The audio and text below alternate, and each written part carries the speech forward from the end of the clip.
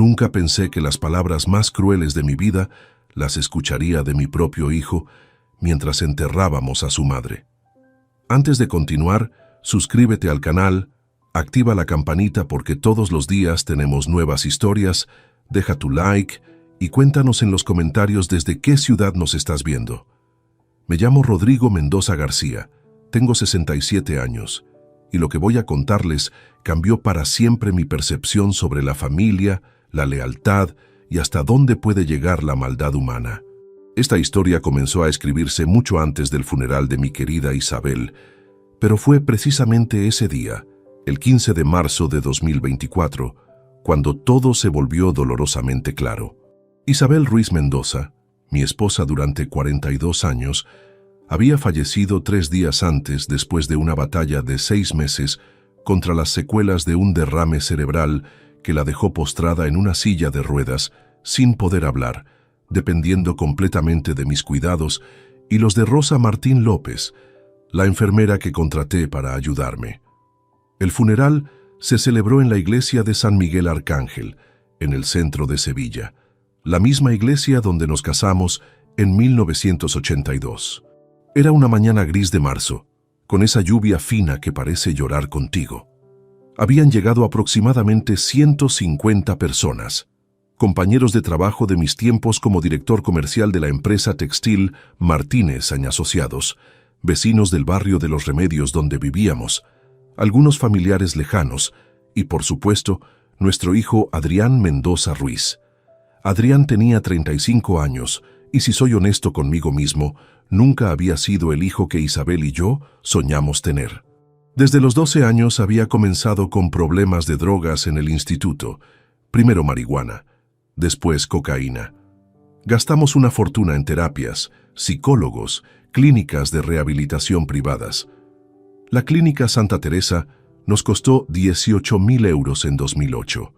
La clínica Nuevo Horizonte, otros 22.000 euros en 2012. Pero nada funcionaba. Sin embargo, ese día del funeral, algo me pareció diferente en Adrián. No era la tristeza lo que me llamaba la atención, sino su ausencia.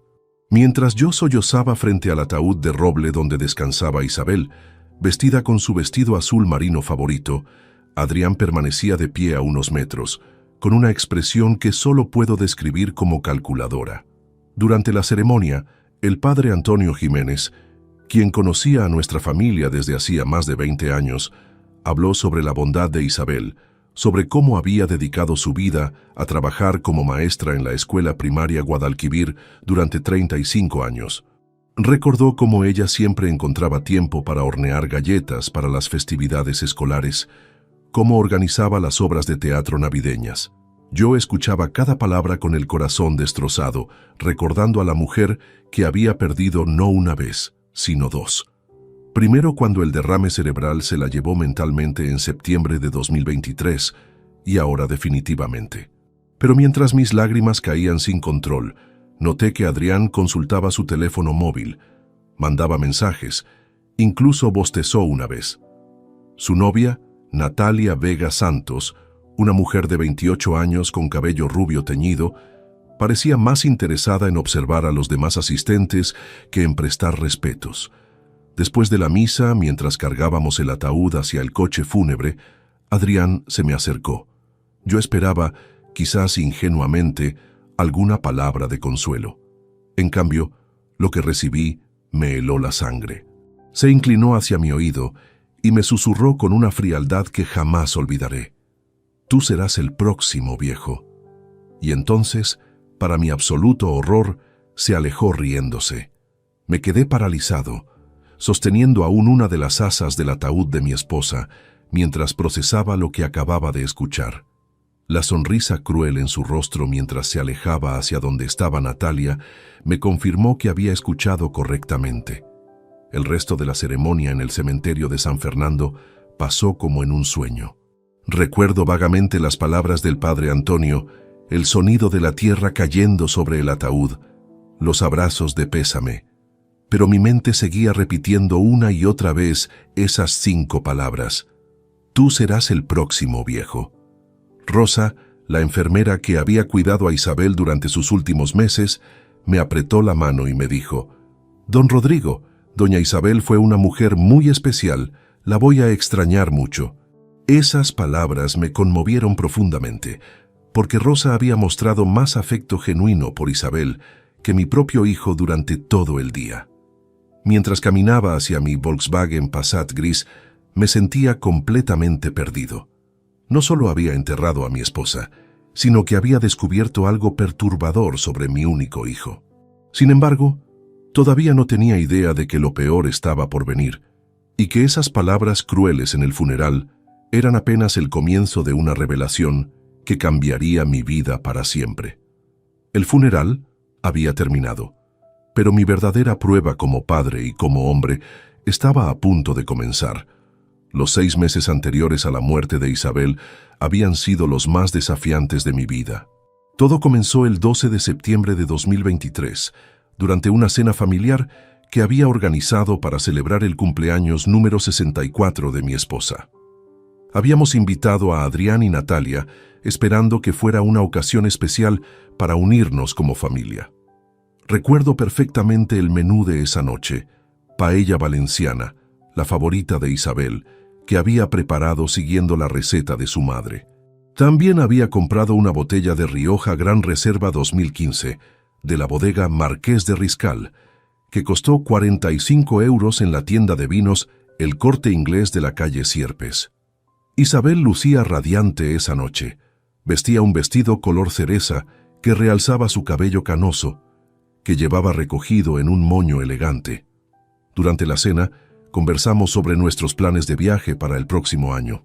Ella soñaba con visitar Portugal, específicamente Oporto, pues siempre había querido conocer las bodegas del Valle del Duero. «Rodrigo», me dijo mientras servía el postre, un flan casero que había preparado por la tarde, «después de jubilarte el año pasado, por fin tendremos tiempo para todas esas aventuras que posponemos». Sus ojos brillaban con esa ilusión que tanto amaba en ella. Adrián había llegado tarde, como siempre, cerca de las 9:30 de la noche, cuando ya habíamos comenzado el primer plato. Natalia lo acompañaba, luciendo un vestido negro ajustado y tacones altísimos que resonaban contra el suelo de mármol de nuestro comedor. Desde el momento en que entraron noté cierta tensión. Durante la cena, la conversación se volvió incómoda cuando Isabel mencionó que habíamos decidido donar 25,000 € a la Fundación Cáritas Sevilla para su programa de asistencia a familias necesitadas.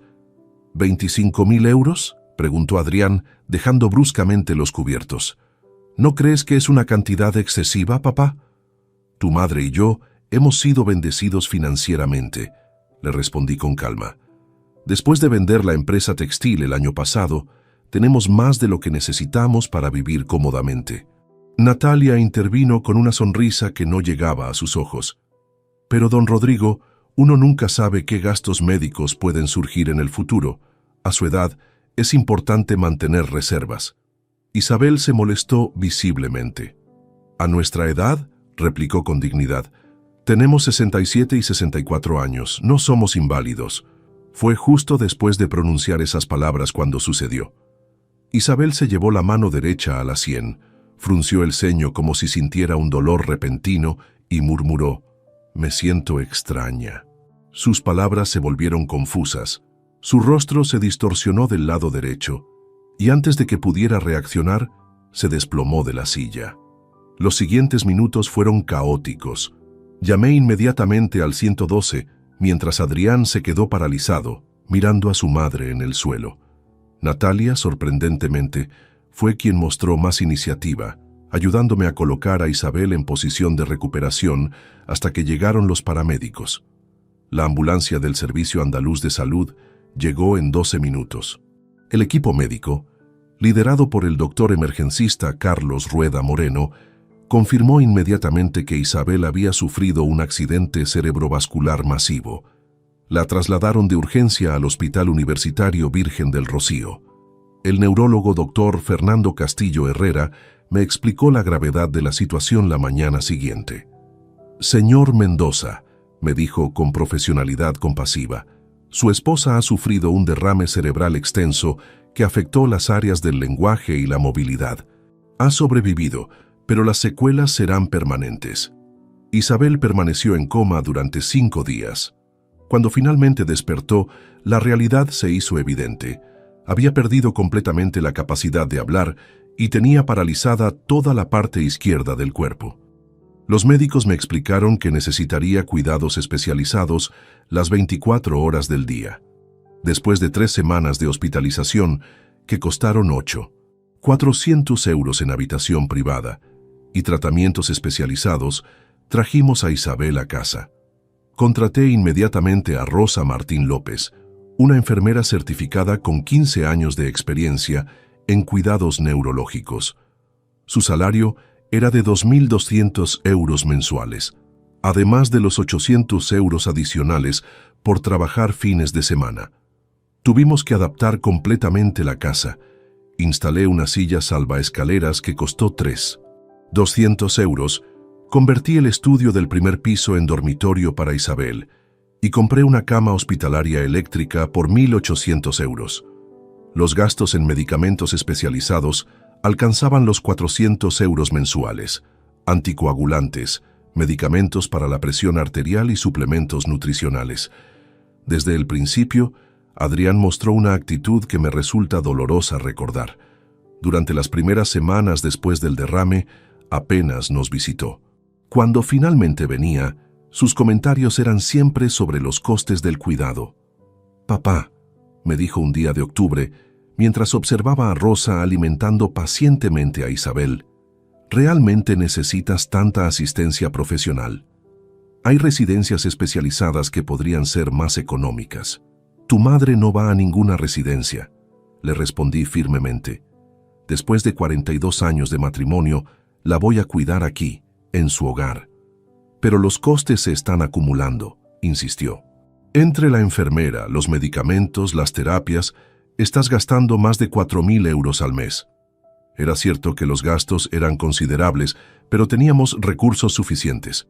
La venta de mi empresa textil en enero de 2023 nos había proporcionado 850.000 euros, además de nuestros ahorros de toda la vida. Podíamos permitirnos brindarle a Isabel el mejor cuidado posible. Los comentarios de Adrián se volvieron más frecuentes y más directos. En noviembre me llevó aparte y me dijo con una frialdad que me sorprendió: «Papá, sé realista. Mamá ya no es la misma persona. Está sufriendo, tú estás sufriendo y el dinero se está esfumando. Quizás sería más humano considerar otras opciones». «¿Qué tipo de opciones?», pregunté, aunque temía la respuesta. «Opciones que le permitan descansar en paz», respondió, evitando mi mirada.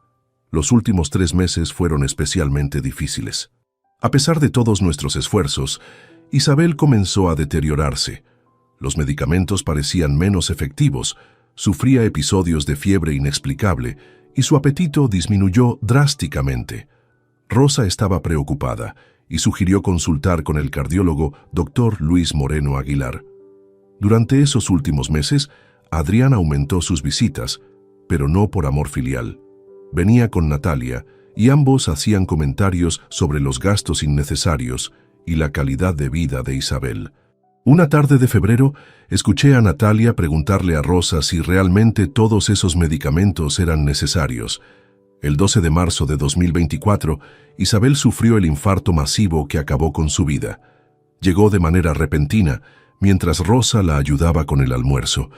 Los paramédicos intentaron reanimarla durante 40 minutos, pero fue inútil. Mi querida esposa murió a las 14:35 horas de esa tarde. Ahora, recordando ese periodo doloroso después del funeral, comenzaba a tener sospechas terribles sobre los comentarios de Adrián, sobre su insistencia en los gastos, sobre sus sugerencias de dejar descansar a su madre. Pero aún no sabía hasta qué punto mis sospechas serían confirmadas de la manera más brutal posible. 3 días después del fallecimiento de Isabel, mientras organizaba los últimos detalles del sepelio, no podía quitarme de la mente sus últimas semanas de vida. Había algo que no encajaba, pero mi dolor era tan profundo que no lograba procesar completamente mis inquietudes. El funeral se acercaba y yo apenas había dormido, sumergido en recuerdos y en una tristeza que parecía consumirme desde adentro. La mañana del 15 de marzo amaneció gris y húmeda, como si el cielo compartiera mi duelo. Me levanté a las 6 de la mañana, incapaz de permanecer más tiempo en la cama que había compartido con Isabel durante tantos años. Preparé café en la cocina, el mismo café colombiano que ella compraba en la tienda gourmet de la calle Betis, y por un momento olvidé que ya no tendría que servir 2 tazas nunca más. Adrián había llegado la noche anterior con Natalia, supuestamente para ayudarme con los preparativos, aunque su ayuda se limitó a criticar los gastos del funeral. ¿Realmente necesitas el ataúd de roble macizo?, me había preguntado al revisar la factura de la funeraria Tanatorio San Bernardo. Cuesta 200 euros, papá. Hay opciones más razonables. Le expliqué que Isabel merecía lo mejor, que habíamos ahorrado toda la vida precisamente para momentos como estos, pero Adrián insistía en hablar de dinero, como si el costo fuera más importante que despedir dignamente a su madre. Durante el trayecto al tanatorio en mi Volkswagen, Adrián y Natalia viajaron en silencio en el asiento trasero. Ocasionalmente escuchaba murmullos entre ellos, pero atribuí sus susurros a la solemnidad del momento. Ahora me doy cuenta de que probablemente estaban finalizando detalles de algo mucho más siniestro. El funeral se desarrolló según lo planeado. Familiares, amigos y conocidos llenaron la capilla del tanatorio. Carmen Jiménez, la antigua directora de la escuela donde Isabel enseñó durante décadas, pronunció unas palabras hermosas sobre la dedicación de mi esposa hacia sus alumnos. Isabel Ruiz, dijo con la voz quebrada por la emoción, fue una maestra que marcó la diferencia en cientos de vidas infantiles. Durante toda la ceremonia observé a Adrián con discreción. Su comportamiento me resultaba extraño. Miraba constantemente su reloj. Intercambiaba miradas significativas con Natalia, y en varias ocasiones lo vi sonreír de manera inapropiada mientras otros lloraban. Cuando Rosa se acercó a darme el pésame y me contó con lágrimas en los ojos cuánto había querido a Isabel, noté que Adrián puso los ojos en blanco. Después de la ceremonia religiosa, mientras transportábamos el féretro hacia el cementerio, sucedió el momento que cambiaría todo. Adrián se acercó a mí y con una sonrisa que helaba la sangre me susurró: «Tú serás el próximo, viejo». Su risa posterior resonó en mis oídos como una amenaza directa. En el cementerio de San Fernando, durante el sepelio, traté de procesar lo que había escuchado. ¿Había sido una broma de mal gusto? Pero su expresión durante toda la jornada contradecía cualquier explicación inocente. Parecía expectante, como si esperara que algo más sucediera pronto. Después de echar el último puñado de tierra sobre el ataúd de Isabel, la gente comenzó a despedirse. Algunos familiares lejanos me invitaron a almorzar, pero yo solo quería regresar a casa y procesar mi duelo en soledad. Sin embargo, antes de irme, necesitaba usar el baño del cementerio. Los servicios se encontraban en un edificio pequeño cerca de la entrada principal. Mientras caminaba por el pasillo de mármol hacia los aseos, escuché voces familiares que provenían del área de descanso contigua. Reconocí inmediatamente la voz de Adrián y me detuve instintivamente. «Ya está hecho», decía Adrián con un tono que jamás le había escuchado, frío y calculador. «Ahora solo falta el viejo». «¿Estás seguro de que nadie sospecha nada sobre Isabel?», preguntaba Natalia con voz nerviosa. «Por favor», respondió Adrián con desprecio. «Todos creen que murió por complicaciones del derrame. Nadie va a cuestionar un infarto en una mujer de 64 años con antecedentes neurológicos». Mi corazón comenzó a latir tan fuerte que temí que pudieran escucharlo. Me pegué contra la pared del corredor, tratando de volverme invisible mientras continuaba escuchando. «Pero tu padre se ve muy saludable», insistió Natalia. «¿Cómo vas a hacer que parezca natural?» «Tengo varias opciones», respondió Adrián con una frialdad que me aterró. «Podríamos envenenarlo gradualmente, como hicimos con mamá, o sabotear los frenos de su coche. Un accidente sería más rápido y menos sospechoso». La palabra envenenarlo me golpeó como un rayo. ¿Habían envenenado a Isabel? Mi esposa no había muerto por causas naturales, sino asesinada por nuestro propio hijo. ¿Cuánto crees que herede?, preguntó Natalia. Según mis cálculos, Alrededor de 1.200.000 euros entre ahorros, la casa y las inversiones, respondió Adrián. Suficiente para irnos a vivir a Costa Rica como siempre soñamos. Allí nadie nos va a hacer preguntas, y con ese dinero podemos vivir como reyes durante décadas. ¿Y si sospecha algo? Es un hombre mayor, cansado, en duelo. Adrián se rió con crueldad. Está completamente indefenso. Además, ¿quién va a creer que su propio hijo lo quiere muerto? Mis manos temblaban mientras buscaba mi teléfono móvil en el bolsillo del abrigo. Con dedos temblorosos, activé la grabadora de audio justo cuando Adrián continuaba hablando. Lo que más me molesta es todo el dinero que desperdició en cuidar a mamá estos últimos meses, continuó mi hijo. Más de 25. Se ha hecho 0 euros tirados a la basura en enfermeras, medicamentos, terapias, dinero que era nuestro patrimonio familiar. Al menos ya no tenemos que preocuparnos por esos gastos, comentó Natalia. Exacto.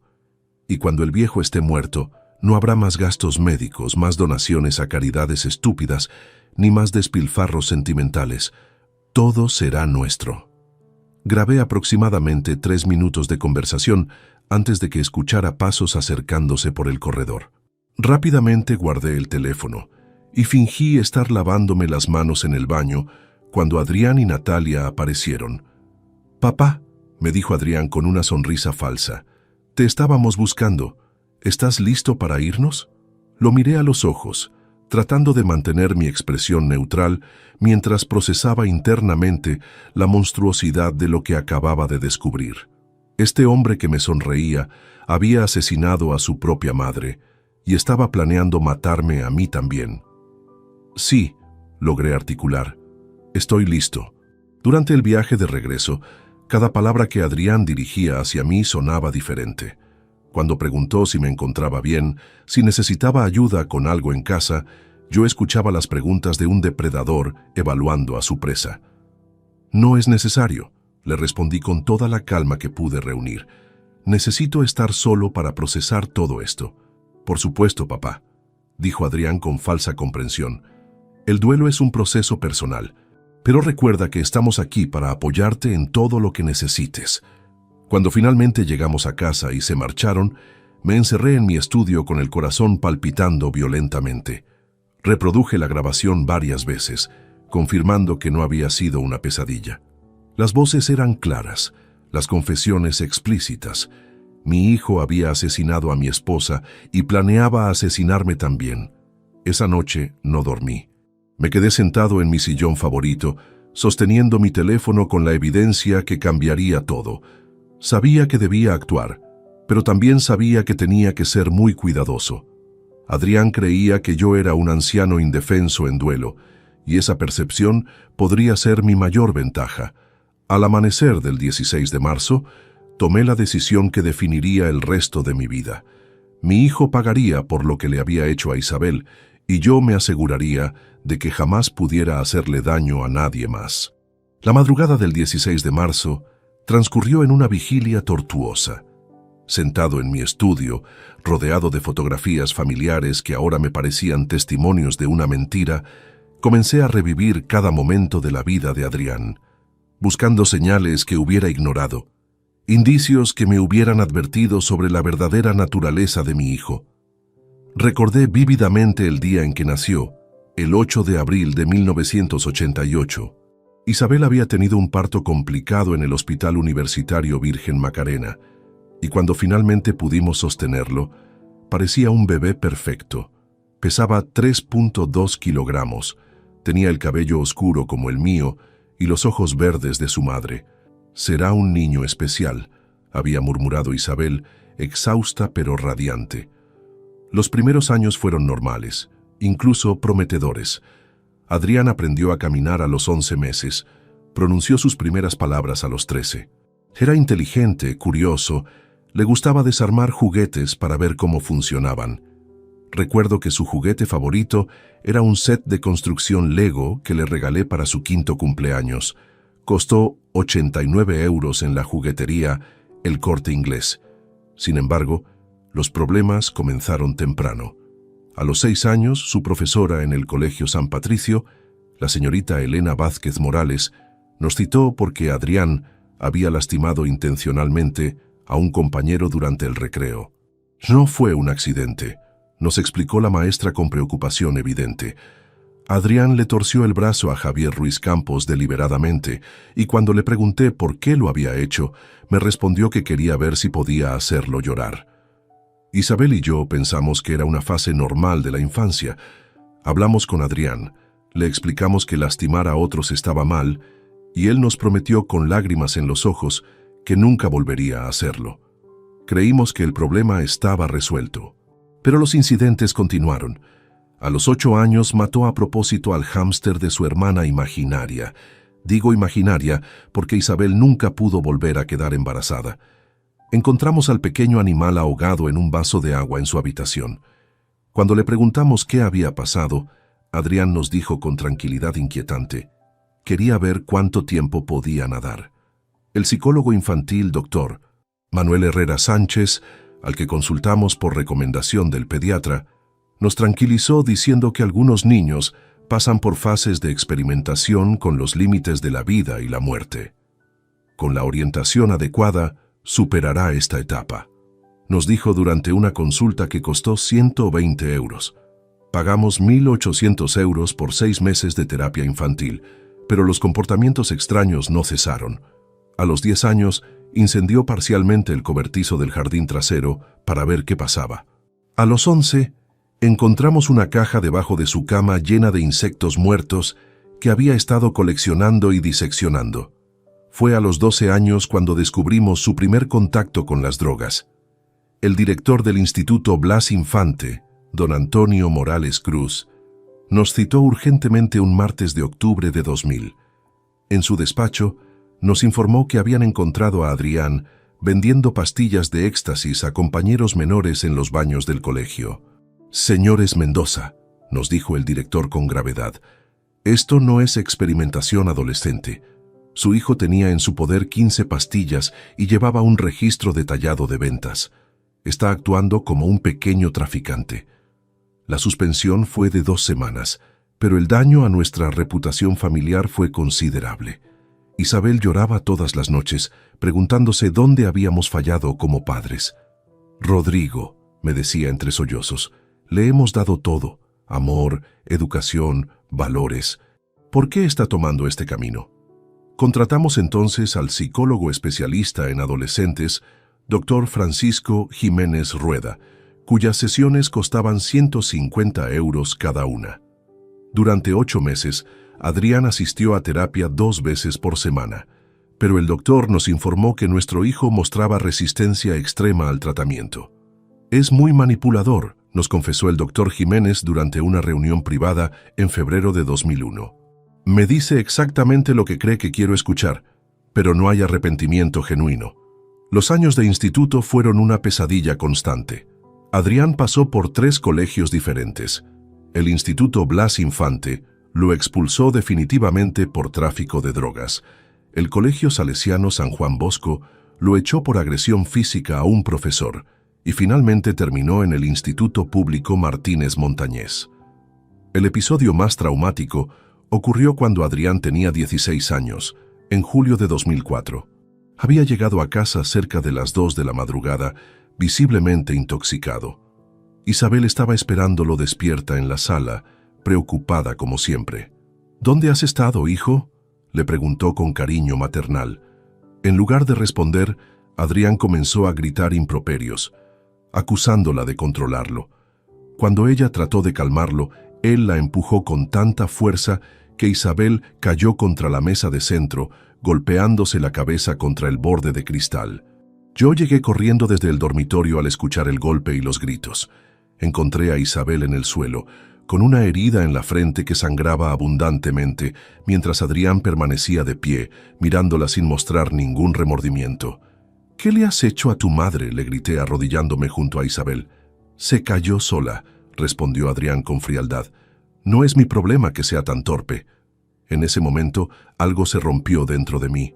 Me levanté y enfrenté a mi propio hijo, pero él me golpeó en el estómago con un puñetazo que me dejó sin aliento. «No vuelvas a gritarme, viejo», me dijo mientras me doblaba del dolor. Ya no soy un niño al que puedas intimidar. Llevamos a Isabel al hospital, donde le dieron 8 puntos de sutura. Le dijimos al médico de urgencias que había sido un accidente doméstico, demasiado avergonzados para admitir que nuestro propio hijo había agredido a su madre. A los 20 años, en 2008, Adrián cometió lo que consideré la traición más dolorosa hasta ese momento. Isabel había heredado de su madre una colección de joyas familiares, incluyendo unos pendientes de perlas cultivadas, un collar de oro blanco con diamantes que le regalé por nuestro 20º aniversario y un reloj Cartier que había sido de su padre.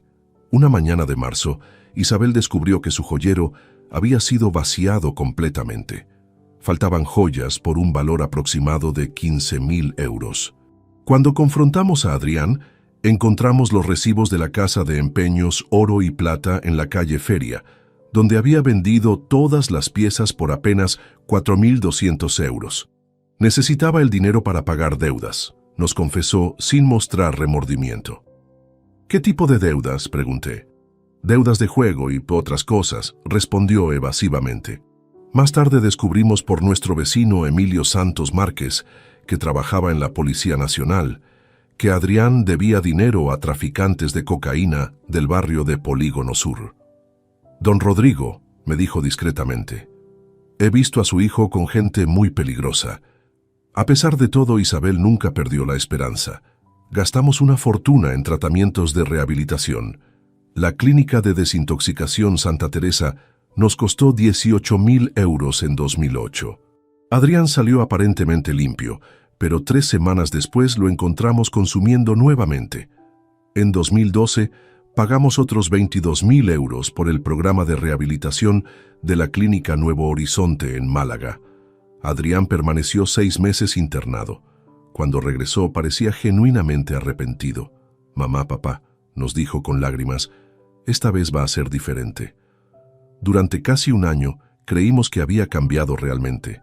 Consiguió trabajo como vendedor en una tienda de electrodomésticos, mantenía horarios regulares, incluso había comenzado una relación con una chica que parecía ejercer buena influencia. Pero en diciembre de 2013, la máscara volvió a caer. Una noche, Isabel lo descubrió robando dinero de mi billetera mientras yo dormía. Había tomado 800 euros que tenía guardados para gastos navideños. Esa fue la gota que colmó el vaso. Le dije que ya no era bienvenido en nuestra casa hasta que demostrara con hechos, no con palabras, que había cambiado realmente. Ahora, sentado en mi estudio a las 5 de la madrugada, recordando estos episodios dolorosos, me daba cuenta de que todas las señales habían estado ahí desde el principio. Adrián nunca había mostrado remordimiento genuino, nunca había demostrado amor real hacia nosotros. Isabel y yo habíamos sido para él únicamente una fuente de recursos económicos. La grabación que tenía en mi teléfono confirmaba lo que mi corazón había temido durante décadas. Había criado a un depredador que había asesinado a su propia madre y ahora planeaba asesinarme a mí también. Pero esta vez, a diferencia de todas las anteriores, yo estaba preparado para enfrentarlo. El amanecer del 16 de marzo llegó con una claridad mental que no había experimentado desde la muerte de Isabel. Después de horas de insomnio, analizando cada detalle de la grabación y revisando los recuerdos dolorosos de la vida de Adrián, había tomado una decisión irrevocable. No sería una víctima pasiva de los planes asesinos de mi hijo.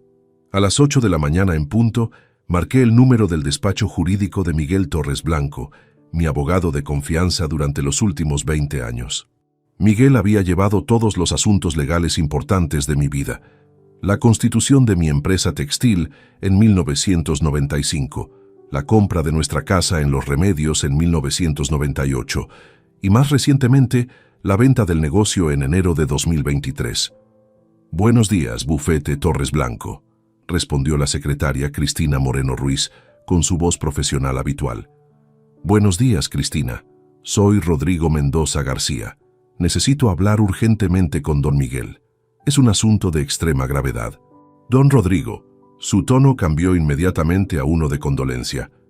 «Reciba mis más sentidas condolencias por el fallecimiento de doña Isabel. Don Miguel me comentó sobre el funeral. Gracias, Cristina. ¿Podría verlo esta mañana? Es realmente urgente. Hubo una pausa mientras consultaba la agenda. Don Miguel tiene una reunión a las 10, pero puedo reorganizar su horario. ¿Le viene bien a las 9:30? Perfecto, estaré allí. El despacho de Miguel se ubicaba en un edificio señorial del siglo XIX, en la calle Sierpes, en pleno centro histórico de Sevilla. Había alquilado esas oficinas en 2010, después de que su práctica legal creciera considerablemente.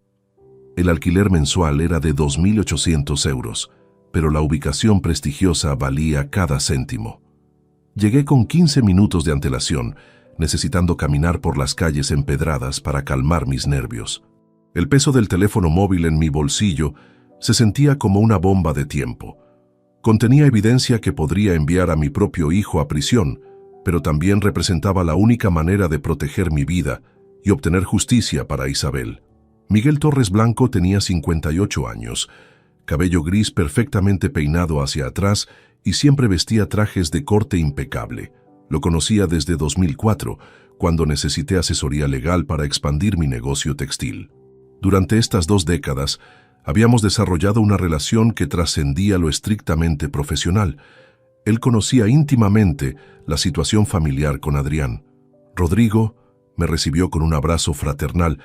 No tengo palabras para expresar lo mucho que siento la pérdida de Isabel. Era una mujer extraordinaria. Gracias, Miguel, pero he venido por algo más grave que mi duelo personal. Su expresión cambió inmediatamente. Miguel tenía la habilidad de leer a las personas y algo en mi tono le indicó que se trataba de un asunto serio. Siéntate, por favor. ¿Qué ha sucedido? Durante los siguientes 20 minutos le relaté todo. Las amenazas de Adrián en el funeral, la conversación que había grabado accidentalmente, mis sospechas sobre la muerte de Isabel y el plan de mi hijo para asesinarme también. Miguel escuchó sin interrumpir, pero vi cómo su expresión se endurecía gradualmente. ¿Tienes la grabación contigo?, preguntó cuando terminé mi relato. Saqué mi teléfono móvil, un Samsung Galaxy que había comprado el año anterior, y reproduje el audio. La voz fría de Adrián llenó la oficina. Ya está hecho, ahora solo falta el viejo. Miguel escuchó toda la grabación 2 veces, tomando notas en su libreta de cuero marrón. Cuando terminó, se quitó las gafas de lectura y me miró con una mezcla de horror y determinación profesional. Rodrigo, esto es evidencia de conspiración para cometer homicidio y posible confesión de asesinato, me dijo con gravedad. Necesitamos actuar inmediatamente, pero también con mucha precaución. ¿Qué recomiendas? Primero, vamos a hacer varias copias de esta grabación y las vamos a depositar en lugares seguros. Segundo, necesitas ir a la policía inmediatamente. Y tercero, tenemos que revisar tu testamento y tomar medidas preventivas para proteger tu patrimonio. Miguel se dirigió a su caja fuerte, una Fichet Boche que había mandado instalar después de un intento de robo en 2018. Extrajo varios dispositivos de almacenamiento digital y comenzó a hacer copias de la grabación. ¿Has notado algo extraño en el comportamiento de Adrián durante los últimos meses?, me preguntó mientras trabajaba. Ahora que lo pienso, sí. Durante los últimos 3 meses de vida de Isabel, Adrián aumentó sus visitas. Al principio pensé que finalmente estaba mostrando preocupación filial, pero siempre hacía comentarios sobre los gastos médicos. ¿Qué tipo de comentarios? Decía que los medicamentos eran muy caros, que quizás no todos eran necesarios, que estábamos desperdiciando dinero en cuidados que no mejorarían su condición. Una vez incluso sugirió que sería más humano dejar que Isabel descansara en paz. Miguel dejó de escribir y me miró fijamente. ¿Adrián tenía acceso a los medicamentos de Isabel? La pregunta me golpeó como un rayo. Sí, frecuentemente.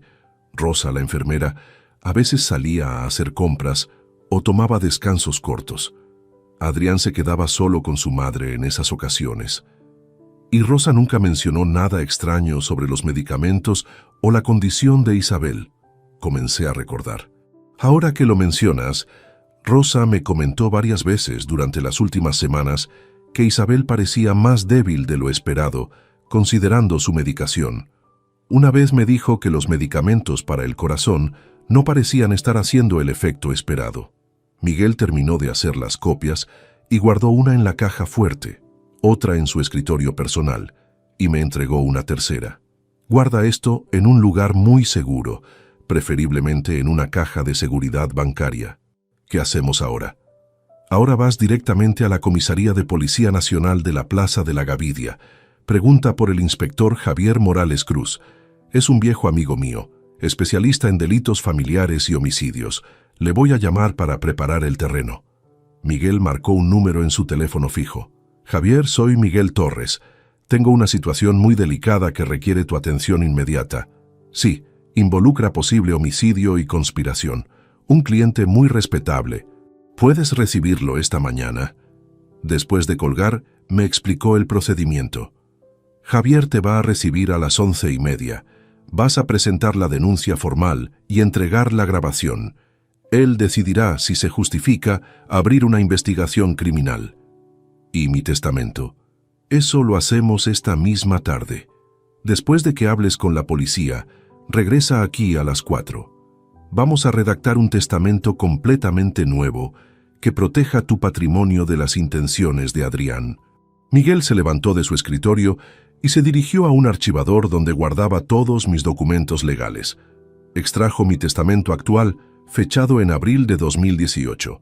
Según este documento, Adrián es tu único heredero universal, me dijo mientras revisaba las páginas. Si algo te pasara mañana, él heredaría todo. La casa valorada en 380.000 euros, tus ahorros de aproximadamente 920.000 euros y todas las inversiones.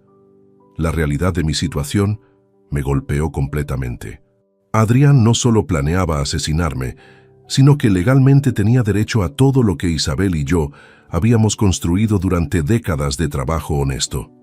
Miguel, quiero que quede claro desde este momento. Adrián no va a recibir ni un céntimo de mi patrimonio. Entendido, esta tarde vamos a redactar un nuevo testamento. ¿Has pensado en beneficiarios alternativos? La pregunta me hizo reflexionar. Isabel y yo nunca habíamos tenido otros hijos, y los familiares más cercanos eran primos lejanos con los que apenas manteníamos contacto. Quiero destinar la mayor parte a organizaciones benéficas, decidí en ese momento. Isabel siempre apoyaba la labor de Cáritas Sevilla y la Fundación Save the Children, y también quiero establecer una beca universitaria en su memoria para estudiantes de pedagogía. Excelente idea. ¿Y para Adrián? Si sobrevive a todo esto y está en prisión, que reciba una cantidad mínima, lo suficiente para demostrar que no lo olvidé por error, pero insuficiente para financiar el estilo de vida lujoso que planea con mi dinero. Miguel tomó notas detalladas. Sugiero tal vez 15.000 euros, con la condición de que solo pueda acceder a ese dinero después de cumplir cualquier condena penal que pudiera recibir. Perfecto. Antes de irme, Miguel me dio instrucciones específicas para los próximos días. Rodrigo, es crucial que actúes con normalidad frente a Adrián. No debe sospechar que sabes algo. Si te contacta, responde con naturalidad. Si te visita, recíbelo como siempre, pero nunca estés solo con él. Al salir del despacho de Miguel a las 10:15, me dirigí directamente hacia la comisaría. El peso de lo que estaba a punto de hacer me abrumaba. Iba a denunciar a mi propio hijo por asesinato y conspiración. Pero cada paso que daba me acercaba más a la justicia que Isabel merecía y a la protección que yo necesitaba para sobrevivir. La mañana sevillana se había vuelto soleada, contrastando dramáticamente con la oscuridad de los crímenes que estaba a punto de denunciar. Mientras caminaba por las calles que había transitado durante décadas, me daba cuenta de que mi vida tal como la conocía estaba llegando a su fin. Pero por primera vez desde el funeral, sentía que tenía el control de mi destino. La Comisaría de Policía Nacional de la Plaza de la Gavidia se alzaba imponente frente a mí, su fachada de piedra caliza reflejando la seriedad del momento que estaba viviendo. Eran las 11:20 de la mañana, cuando atravesé las puertas principales, llevando conmigo no solo la grabación que podría cambiar todo, sino también el peso aplastante de estar a punto de denunciar a mi propio hijo. El inspector Javier Morales Cruz Me recibió en su despacho del segundo piso. Una oficina austera pero funcional, decorada únicamente con diplomas policiales y fotografías oficiales. Morales tenía aproximadamente 50 años, complexión robusta, bigote gris meticulosamente recortado y esa mirada penetrante que caracteriza a los investigadores experimentados. «Señor Mendoza», me saludó con un apretón de manos firme. «Miguel Torres me ha adelantado algunos detalles de su situación. Por favor, siéntese y cuénteme todo desde el principio». Durante la siguiente hora, relaté minuciosamente los eventos del funeral, la conversación grabada, mis sospechas sobre la muerte de Isabel y los antecedentes problemáticos de Adrián. El inspector escuchaba con atención profesional, interrumpiendo ocasionalmente para aclarar fechas específicas o detalles técnicos. ¿Conserva usted las facturas médicas y farmacéuticas de los últimos meses de su esposa?, preguntó, mientras tomaba notas en una carpeta azul. Sí, lo guardo todo meticulosamente. Isabel recibía múltiples medicamentos: Sintrom para anticoagulación, Enalapril para la presión arterial, Digoxina para el ritmo cardíaco y varios suplementos nutricionales prescritos por el neurólogo. ¿Quién tenía acceso físico a estos medicamentos? Principalmente yo, Rosa, la enfermera, y ocasionalmente Adrián cuando se quedaba solo con su madre durante los descansos de Rosa. Morales alzó la vista de sus notas. ¿Con qué frecuencia Adrián se quedaba solo con doña Isabel? Comencé a recordar con precisión. Durante los últimos 3 meses, aumentó considerablemente sus visitas. Venía 3 o 4 veces por semana, generalmente los martes y jueves por la tarde y los sábados por la mañana. Rosa solía aprovechar esas ocasiones para hacer compras en el Mercadona de la calle Asunción. ¿Notó cambios en el estado de salud de su esposa que coincidieran con estas visitas? La pregunta me obligó a analizar retrospectivamente esos meses dolorosos. Ahora que lo pienso, sí. Después de las visitas de Adrián, Isabel parecía más somnolienta de lo habitual. Rosa me comentó varias veces que los niveles de medicación no parecían corresponder con las reacciones que observaba. El inspector se inclinó hacia adelante. ¿Puede ser más específico sobre esos comentarios de la enfermera? Rosa me dijo textualmente: «Don Rodrigo, es extraño. Doña Isabel está tomando la dosis correcta de digoxina, pero su ritmo cardíaco se comporta como si estuviera recibiendo una cantidad mayor». También mencionó que los periodos de sueño profundo de Isabel se habían intensificado notablemente. Morales hizo una anotación importante. «Vamos a necesitar hablar con esta enfermera inmediatamente. ¿Tiene sus datos de contacto?». Le proporcioné el número de teléfono y la dirección de Rosa. El inspector llamó inmediatamente a uno de sus subordinados. «Agente Ruiz, necesito que localice urgentemente a la señora Rosa Martín López para una entrevista prioritaria». «Sí, relacionada con el caso Mendoza que acabamos de abrir». Después de colgar, Morales se dirigió hacia un archivador metálico y extrajo varios formularios oficiales. «Señor Mendoza, voy a tomarle declaración formal y necesitaremos que firme la denuncia oficial. También vamos a solicitar inmediatamente la exhumación del cuerpo de su esposa para realizar un examen toxicológico completo». La palabra exhumación me golpeó emocionalmente. Significaba perturbar el descanso de Isabel, pero también representaba la única manera de demostrar que había sido asesinada. ¿Cuánto tiempo llevará ese proceso? La orden judicial puede obtenerse en 24 a 48 horas, considerando la gravedad de las acusaciones y la evidencia que presenta. El análisis toxicológico del Instituto de Medicina Legal tardará aproximadamente 1 semana. Mientras completábamos la documentación, Morales me explicó el procedimiento investigativo. Vamos a intervenir discretamente el teléfono de su hijo para monitorear comunicaciones adicionales. También estableceremos vigilancia encubierta para documentar sus movimientos y posibles intentos contra su seguridad. ¿Qué debo hacer mientras tanto? Actúe con absoluta normalidad. Si Adrián lo contacta, responda como siempre lo ha hecho.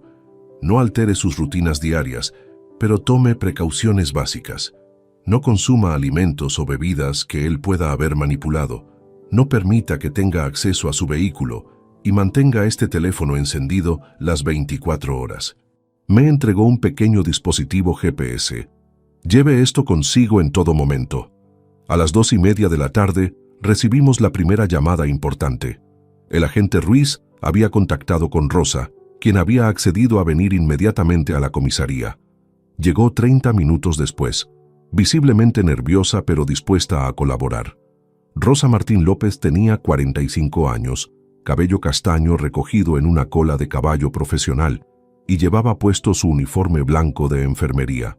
Había trabajado durante 15 años en el Hospital Universitario Virgen del Rocío antes de dedicarse al cuidado domiciliario privado. Señora Martín, comenzó Morales, queremos que nos cuente todo lo que observó durante los últimos meses de cuidado de doña Isabel, especialmente cualquier irregularidad relacionada con su medicación o estado de salud. Rosa se acomodó en la silla frente al escritorio del inspector. Durante los 6 meses que cuidé a doña Isabel, noté varias cosas extrañas, especialmente en los últimos 3 meses. ¿Qué tipo de irregularidades? Los medicamentos de doña Isabel estaban muy bien controlados. Yo preparaba las dosis diarias en un pastillero semanal cada domingo por la noche, siguiendo exactamente las prescripciones médicas. Pero comencé a notar que algunos días, particularmente después de las visitas del señor Adrián, las pastillas parecían estar alteradas. El inspector alzó la vista inmediatamente. ¿Puede explicar qué entiende por alteradas? Las pastillas de digoxina son muy pequeñas y blancas. En varias ocasiones, después de que el señor Adrián había estado solo con su madre, encontré que algunas pastillas en el pastillero parecían ligeramente diferentes, un poco más grandes, como si hubieran sido sustituidas por otras similares, pero no idénticas. Mi corazón comenzó a latir violentamente. Rosa estaba confirmando mis peores sospechas. ¿Qué hacía usted cuando notaba estas discrepancias? Al principio pensé que era mi imaginación, pero después comencé a documentar estas observaciones en mi libreta personal de enfermería. Rosa extrajo de su bolso una pequeña libreta azul. Aquí tengo anotadas todas las fechas cuando noté irregularidades. Morales extendió la mano. ¿Podríamos revisar esas anotaciones? Rosa abrió la libreta y comenzó a leer. 13 de enero. Pastillas de digoxina parecen diferentes después de la visita de AM. 18 de enero. Doña Isabel extremadamente somnolienta, más de lo normal para su medicación. 25 de enero. Nuevamente pastillas alteradas post-visita AM. ¿Quién es AM?, preguntó el inspector. Adrián Mendoza, el hijo. Yo uso iniciales en mis notas por confidencialidad. Rosa continuó leyendo fechas que correspondían exactamente con las visitas de Adrián.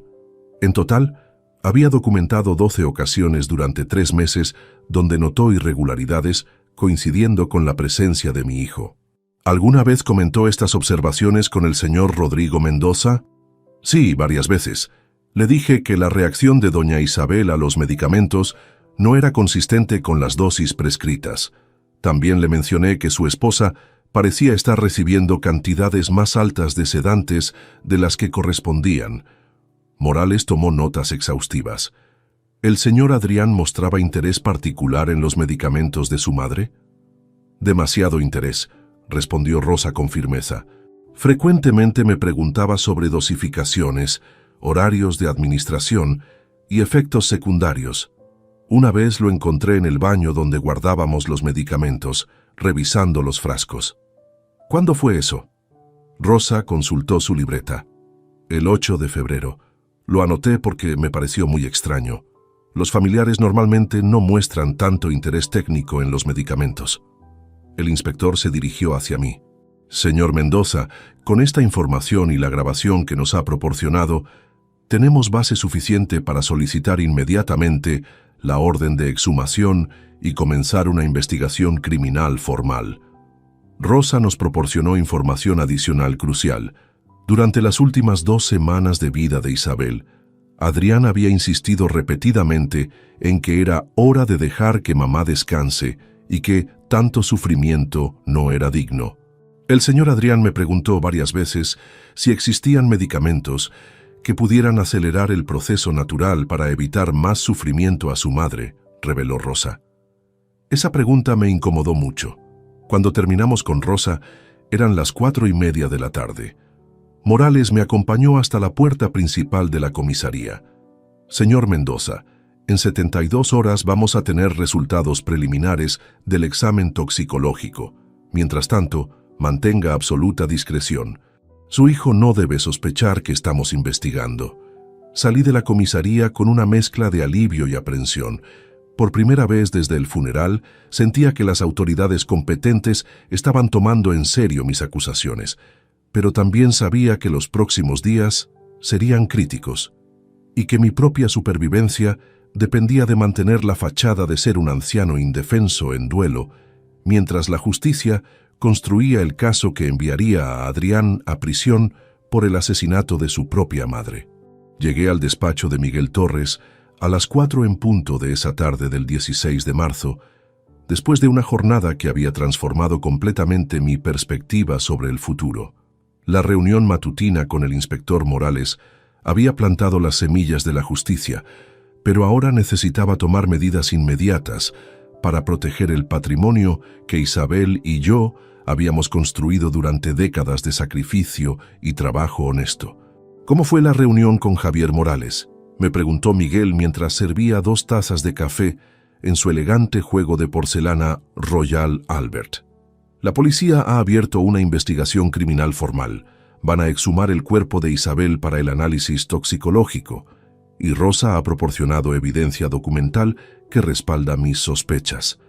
Miguel asintió con satisfacción profesional. Excelente. Ahora necesitamos blindar legalmente tu patrimonio antes de que Adrián sospeche algo. He preparado varios documentos que requerirán tu firma. Sobre su escritorio de caoba había desplegado múltiples carpetas conteniendo documentación legal. Miguel había trabajado durante toda la tarde para preparar lo que él denominaba Operación Escudo Patrimonial. Primero, me explicó mientras abría la primera carpeta, vamos a revocar inmediatamente tu testamento actual y redactar uno completamente nuevo. Segundo, cancelaremos todos los apoyos financieros que actualmente proporcionas a Adrián. Y tercero, estableceremos medidas de protección para evitar que pueda acceder a tus cuentas bancarias. El nuevo testamento que Miguel había preparado era drásticamente diferente al anterior. Donde Adrián había sido beneficiario universal, ahora aparecía únicamente como receptor de 12.000 euros, cantidad simbólica que demostraría que no había sido omitido por error. El 70% de tu patrimonio, me explicó Miguel, se destinará a 3 organizaciones benéficas. Cáritas Sevilla recibirá 300.000 euros para sus programas de asistencia familiar, la Fundación Andaluza contra el Cáncer recibirá 250.000 euros y Save the Children España recibirá 200.000 euros, y el resto, 200.000 euros para establecer la beca Isabel Ruiz Mendoza, destinada a estudiantes de pedagogía de bajos recursos económicos en la Universidad de Sevilla. Los restantes fondos cubrirán gastos legales y administrativos. Mientras revisábamos cada cláusula del testamento, Miguel me informó sobre los procedimientos adicionales que había iniciado esa misma tarde.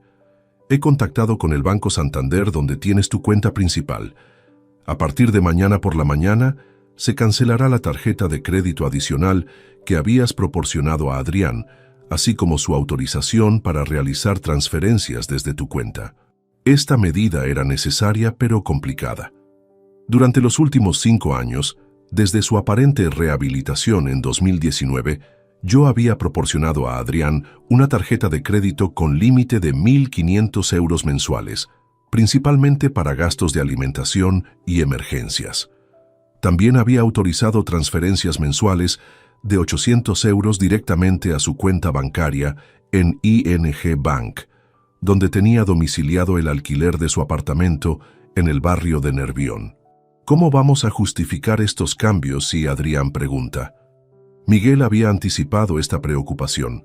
Le diremos que, debido a los gastos del funeral y el período de duelo, necesitas reevaluar tus finanzas personales. Es una explicación creíble que no despertará sospechas inmediatas. También habíamos coordinado con la inmobiliaria Sevilla Sur, empresa que administraba el apartamento donde vivía Adrián. Miguel había redactado una carta oficial notificando que, A partir del próximo mes, yo ya no me haría responsable del alquiler mensual de 950 euros. ¿Y si no puede pagar el alquiler por sí mismo? Eso será problema suyo, respondió Miguel con firmeza. Un hombre de 35 años debería ser capaz de mantenerse económicamente. Además, considerando lo que planea hacerte, creo que la independencia financiera forzada es lo mínimo que merece. Durante las siguientes 2 horas, firmé docenas de documentos: revocación del testamento anterior, nuevo testamento, cancelaciones bancarias, modificaciones en pólizas de seguro y cambios en la titularidad de ciertas inversiones. Miguel había sido meticulosamente exhaustivo. También he preparado esta carta, me dijo entregándome un sobre lacrado. Contiene instrucciones detalladas para ser ejecutadas en caso de que algo te suceda antes de que se resuelva la situación con Adrián. He enviado copias a 3 notarías diferentes de Sevilla. El contenido de esa carta incluía no solo las disposiciones testamentarias, sino también la ubicación de todas las evidencias contra Adrián, incluyendo copias de la grabación incriminatoria y los datos de contacto del inspector Morales. Una pregunta importante, Rodrigo. ¿Adrián conoce el monto aproximado de tu patrimonio? La pregunta me hizo reflexionar sobre conversaciones pasadas. Durante la venta de la empresa el año pasado, mencioné que habíamos recibido una buena cantidad. También sabe que tenemos la casa libre de hipoteca y que nuestras pensiones nos permiten vivir cómodamente, pero nunca le he dado cifras exactas. Perfecto. Eso significa que no sabrá inmediatamente cuando reduzcas su apoyo financiero mensual. Miguel tenía razón. El sistema que habíamos establecido funcionaba mediante transferencias automáticas el día 5 de cada mes. Adrián generalmente gastaba todo el dinero antes del día 15 y después vivía de manera más austera hasta la siguiente transferencia. Si cancelábamos los pagos inmediatamente, él no lo notaría hasta principios de abril.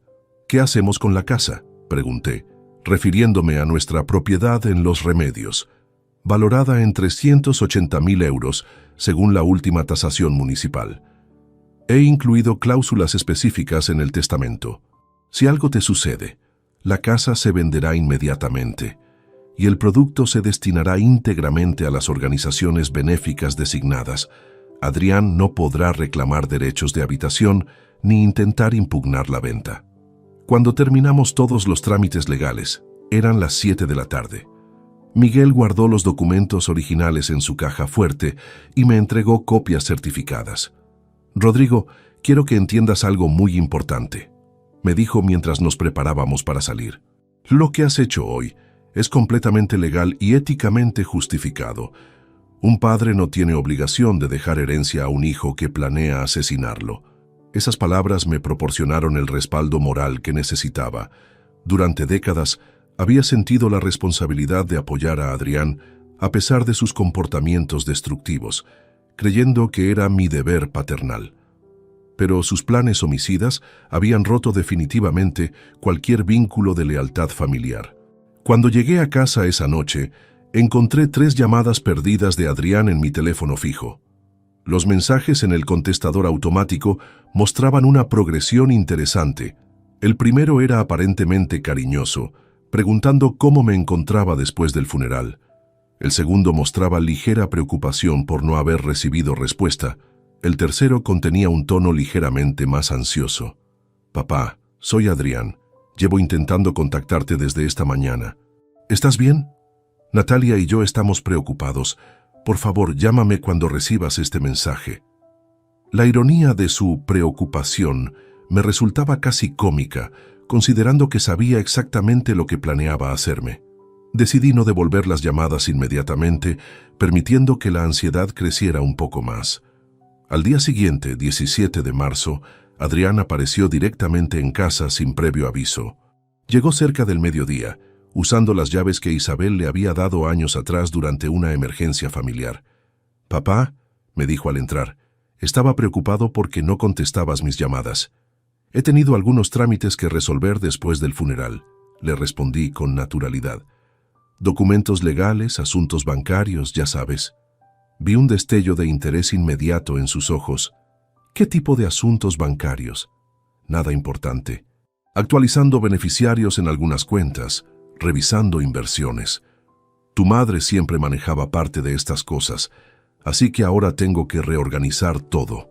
Adrián se sentó en el sofá de la sala, aparentando relajación, pero manteniendo esa expresión calculadora que ahora reconocía como peligrosa. ¿Necesitas ayuda con algo? Puedo acompañarte al banco si quieres. Gracias, hijo, pero ya está todo resuelto. Durante los siguientes 20 minutos, Adrián hizo múltiples intentos indirectos de obtener información sobre mis finanzas. Preguntó sobre las pólizas de seguro de vida, sobre si había actualizado mi testamento, sobre si necesitaba ayuda para organizar los papeles importantes de Isabel. Cada pregunta confirmaba que sus intenciones eran exactamente las que había grabado en el cementerio. No estaba visitando a un padre en duelo. Estaba evaluando los activos que planeaba heredar después de asesinarme.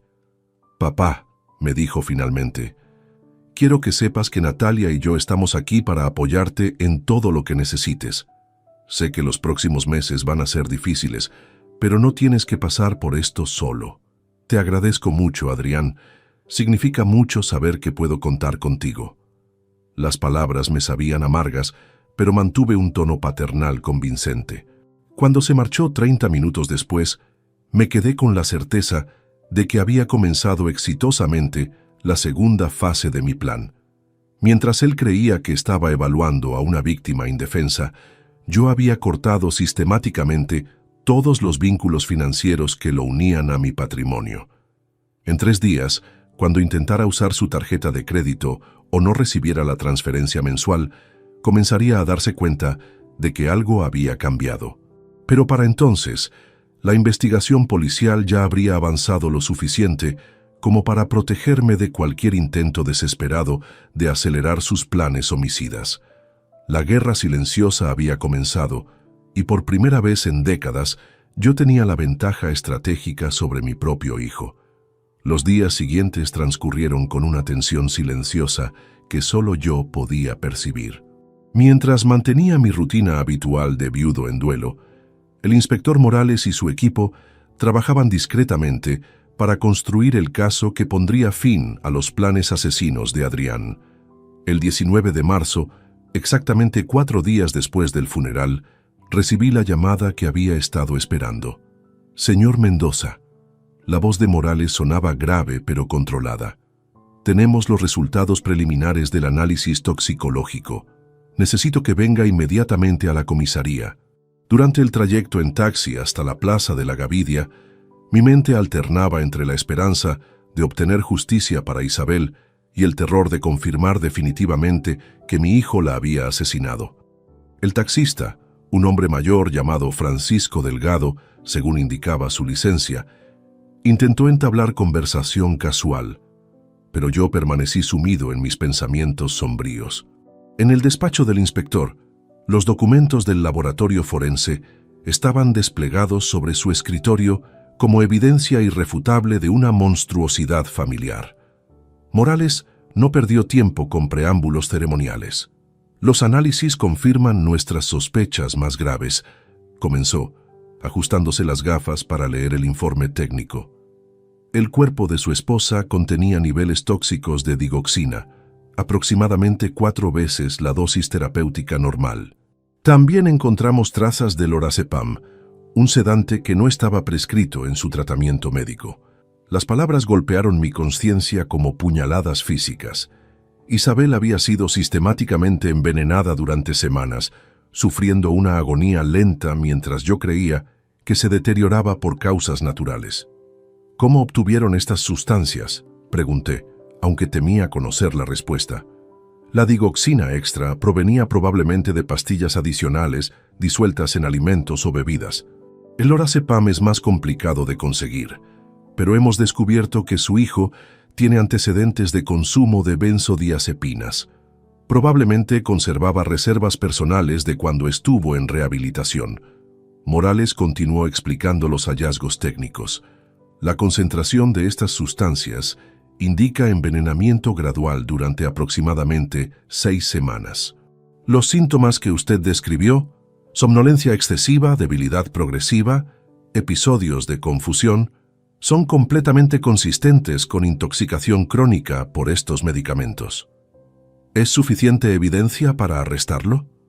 Junto con la grabación que proporcionó y el testimonio de la enfermera Rosa, tenemos base sólida para una acusación de homicidio premeditado, pero queremos asegurar una condena sin posibilidad de apelación exitosa. El inspector se dirigió hacia una pizarra donde había dibujado un cronograma detallado de los últimos meses de vida de Isabel. Hemos correlacionado las fechas de las visitas de su hijo, documentadas por Rosa, con los picos de toxicidad que muestran los análisis forenses. La correspondencia es casi perfecta. ¿Qué necesitan de mí?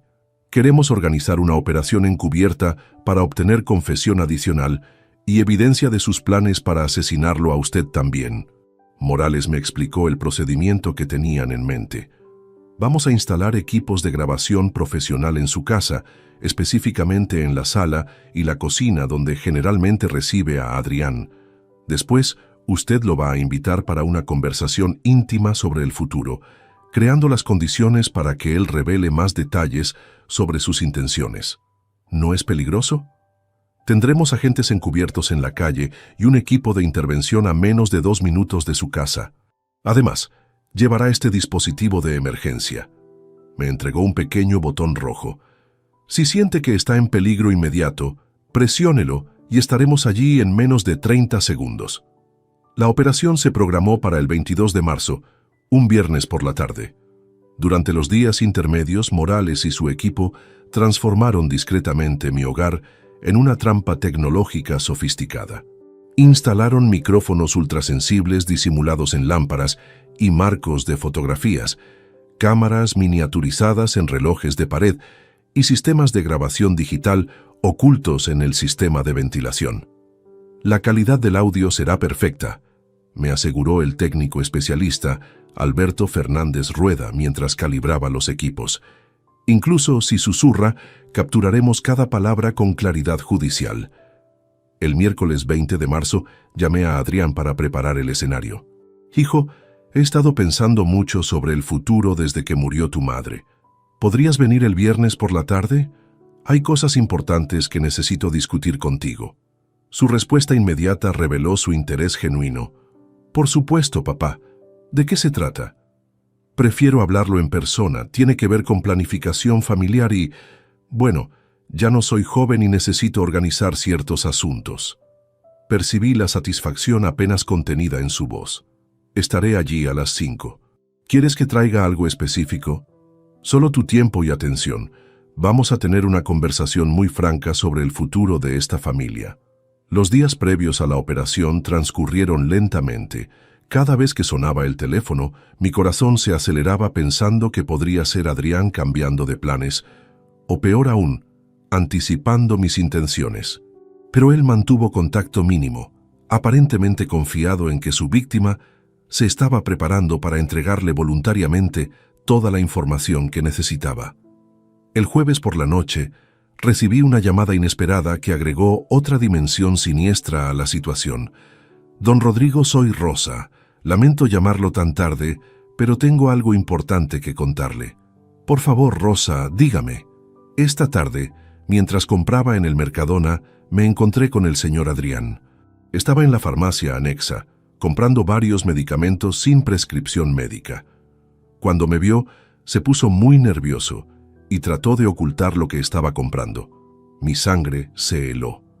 ¿Pudo ver qué medicamentos compró?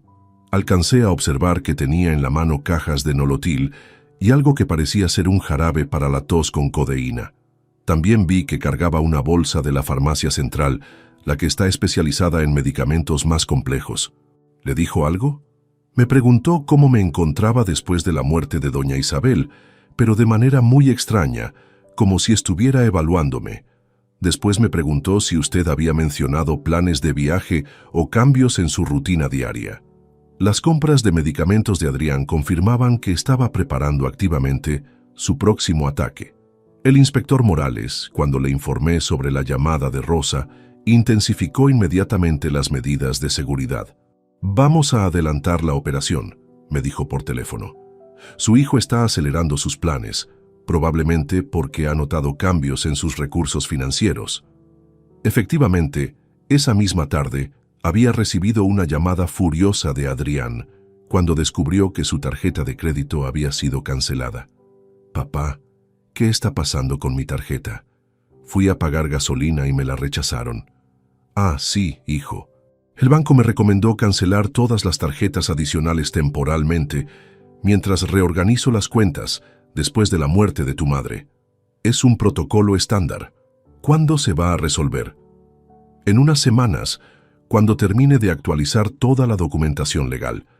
Pude percibir su frustración contenida, pero también algo más peligroso: desesperación. Un Adrián financieramente presionado era un Adrián impredecible y potencialmente más violento. El viernes 22 de marzo, amaneció nublado pero seco. A las 3 de la tarde, los técnicos hicieron las verificaciones finales de todos los equipos de grabación. A las 4, los agentes encubiertos se posicionaron en puntos estratégicos alrededor de mi casa. Uno en el parque infantil frente a la entrada principal, otro en la cafetería de la esquina, un tercero caminando con un perro prestado por el vecindario. A las 5:10 vi el Seat León negro de Adrián estacionarse frente a mi casa. Llevaba puesto un suéter gris oscuro y pantalones vaqueros, aparentando casualidad, pero noté que cargaba una mochila pequeña que normalmente no traía consigo.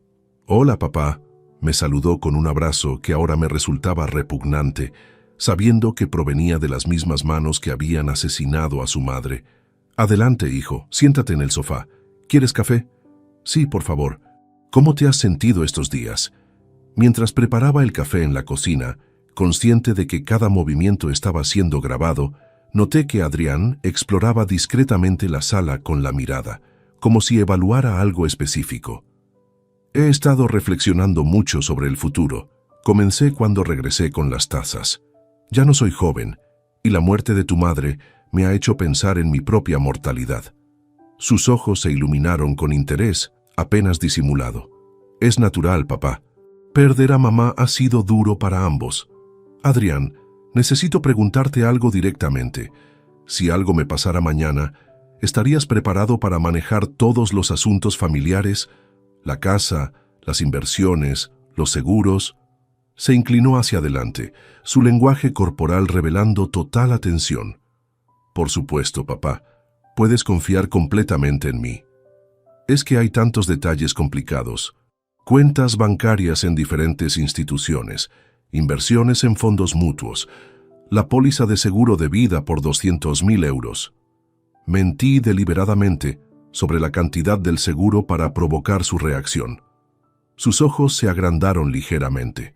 «No sabía que tenías un seguro tan considerable. Tu madre insistió en mantenerlo actualizado. Decía que era nuestra responsabilidad asegurar tu futuro económico». Adrián se quedó en silencio por unos momentos, aparentemente calculando cifras mentalmente. «Papá, ¿has actualizado tu testamento desde la muerte de mamá?» La pregunta directa confirmaba sus intenciones. «No he tenido tiempo todavía. ¿Por qué lo preguntas?» «Bueno, es importante mantener estos documentos actualizados. Nunca se sabe cuándo pueden ser necesarios». Durante los siguientes 40 minutos, Adrián hizo múltiples preguntas sobre mis finanzas, mi estado de salud, mis planes futuros. Cada pregunta estaba diseñada para evaluar cuánto tiempo más tendría que esperar antes de poder ejecutar su plan homicida. Entonces, con una frialdad que me heló los huesos, me hizo la pregunta que necesitábamos grabar. «Papá, después de ver sufrir tanto a mamá, ¿no crees que a veces es más misericordioso ayudar a alguien a descansar en paz?» La pregunta de Adrián sobre ayudar a descansar en paz quedó suspendida en el aire de la sala como una confesión implícita de sus intenciones asesinas. Sabía que cada palabra estaba siendo grabada con calidad profesional por los equipos del inspector Morales, pero necesitaba mantener la conversación fluida para obtener evidencia aún más incriminatoria. «¿A qué te refieres exactamente con ayudar a descansar?», le pregunté, fingiendo curiosidad paternal mientras mi corazón latía violentamente. Adrián se reclinó en el sofá, aparentemente relajándose, al creer que había encontrado una apertura en mi resistencia moral. Bueno, papá, hay maneras discretas de evitar sufrimientos prolongados, medicamentos que pueden acelerar un proceso natural cuando alguien ya está débil. ¿Cómo hiciste con tu madre? Las palabras salieron de mi boca antes de que pudiera detenerlas. Adrián se tensó inmediatamente. Sus ojos se aguzaron con desconfianza súbita. ¿Qué quieres decir? Nada específico. Traté de recuperarme rápidamente. Solo que Isabel parecía muy cansada en sus últimas semanas, como si ya no tuviera fuerzas para seguir luchando. Su expresión se relajó parcialmente, pero pude notar que había activado su estado de alerta. Mamá estaba sufriendo mucho. Era doloroso verla así. Sí, pero al menos ahora está en paz. Exactamente. Y tú, papá, después de todo lo que has pasado, mereces la misma tranquilidad cuando llegue tu momento. La conversación había tomado un rumbo peligroso, pero necesitaba continuar extrayendo confesiones. ¿Tienes experiencia con estos métodos discretos? Adrián sonrió con una expresión que me resultó absolutamente terrorífica. He investigado bastante sobre el tema. Hay sustancias que son prácticamente indetectables si se administran correctamente. ¿Qué tipo de sustancias? Medicamentos cardíacos en dosis elevadas pueden simular un infarto natural. Sedantes mezclados con alcohol pueden parecer un accidente. La clave está en conocer las cantidades exactas y los métodos de administración. Cada palabra que pronunciaba era evidencia adicional de premeditación criminal. Pero entonces, de manera completamente inesperada, sacó de su mochila un pequeño frasco de pastillas blancas. De hecho, papá, he traído algo que puede ayudarte a relajarte mejor por las noches. Sé que has tenido problemas para dormir desde la muerte de mamá. El frasco contenía aproximadamente 20 pastillas que parecían idénticas a la digoxina que Isabel había estado tomando. Mi entrenamiento con el inspector Morales me había preparado para este momento, pero enfrentarlo en la realidad era infinitamente más aterrador. Es muy considerado de tu parte, hijo. Estas pastillas son especiales, continuó Adrián con entusiasmo genuino. 1 o 2 te ayudarán a dormir profundamente.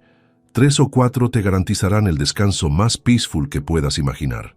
La palabra peaceful, pronunciada en inglés en medio de nuestra conversación en español, me pareció especialmente siniestra, como si estuviera citando algún manual de asesinato que había estudiado.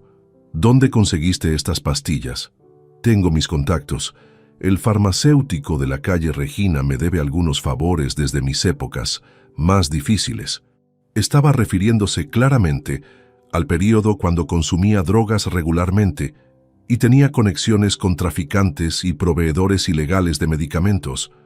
Ahora esas mismas conexiones le servían para obtener armas químicas homicidas. ¿Quieres que tome una ahora?, pregunté, necesitando provocar una respuesta más explícita. Bueno, Adrián hizo una pausa calculada. Podrías tomar 2 o 3 con un poco de vino. Te ayudará a procesar mejor la pérdida de mamá y quizás encontrar la paz que tanto necesitas. Era imposible interpretar sus palabras de manera inocente. Estaba sugiriéndome literalmente que me suicidara usando las pastillas que había traído específicamente para ese propósito. ¿Y si no funciona? Oh, funcionará. Estas pastillas son muy efectivas, especialmente si las combinas con tu medicación actual para la presión arterial. Adrián sabía perfectamente que yo tomaba enalapril diariamente para controlar mi hipertensión. La combinación que sugería sería letal, y él lo sabía. En ese momento, decidí empujar la conversación hacia su confesión más directa. Adrián, necesito preguntarte algo muy serio. ¿Tú ayudaste a tu madre a encontrar paz durante sus últimos días? Sus ojos brillaron con algo que solo puedo describir como orgullo criminal. Papá, mamá estaba sufriendo terriblemente. Los médicos dijeron que podía vivir así durante años, dependiendo completamente de cuidados, sin dignidad, gastando todos nuestros ahorros familiares en tratamientos inútiles. Entonces, le proporcioné la misericordia que el sistema médico le negaba. Aumenté gradualmente sus dosis de digoxina y agregué algunos sedantes suaves para que no sintiera dolor. Murió tranquilamente, sin agonía prolongada. Había confesado completamente el asesinato de su madre, y los equipos de grabación habían capturado cada palabra. Pero necesitaba obtener también evidencia clara sobre sus planes para conmigo.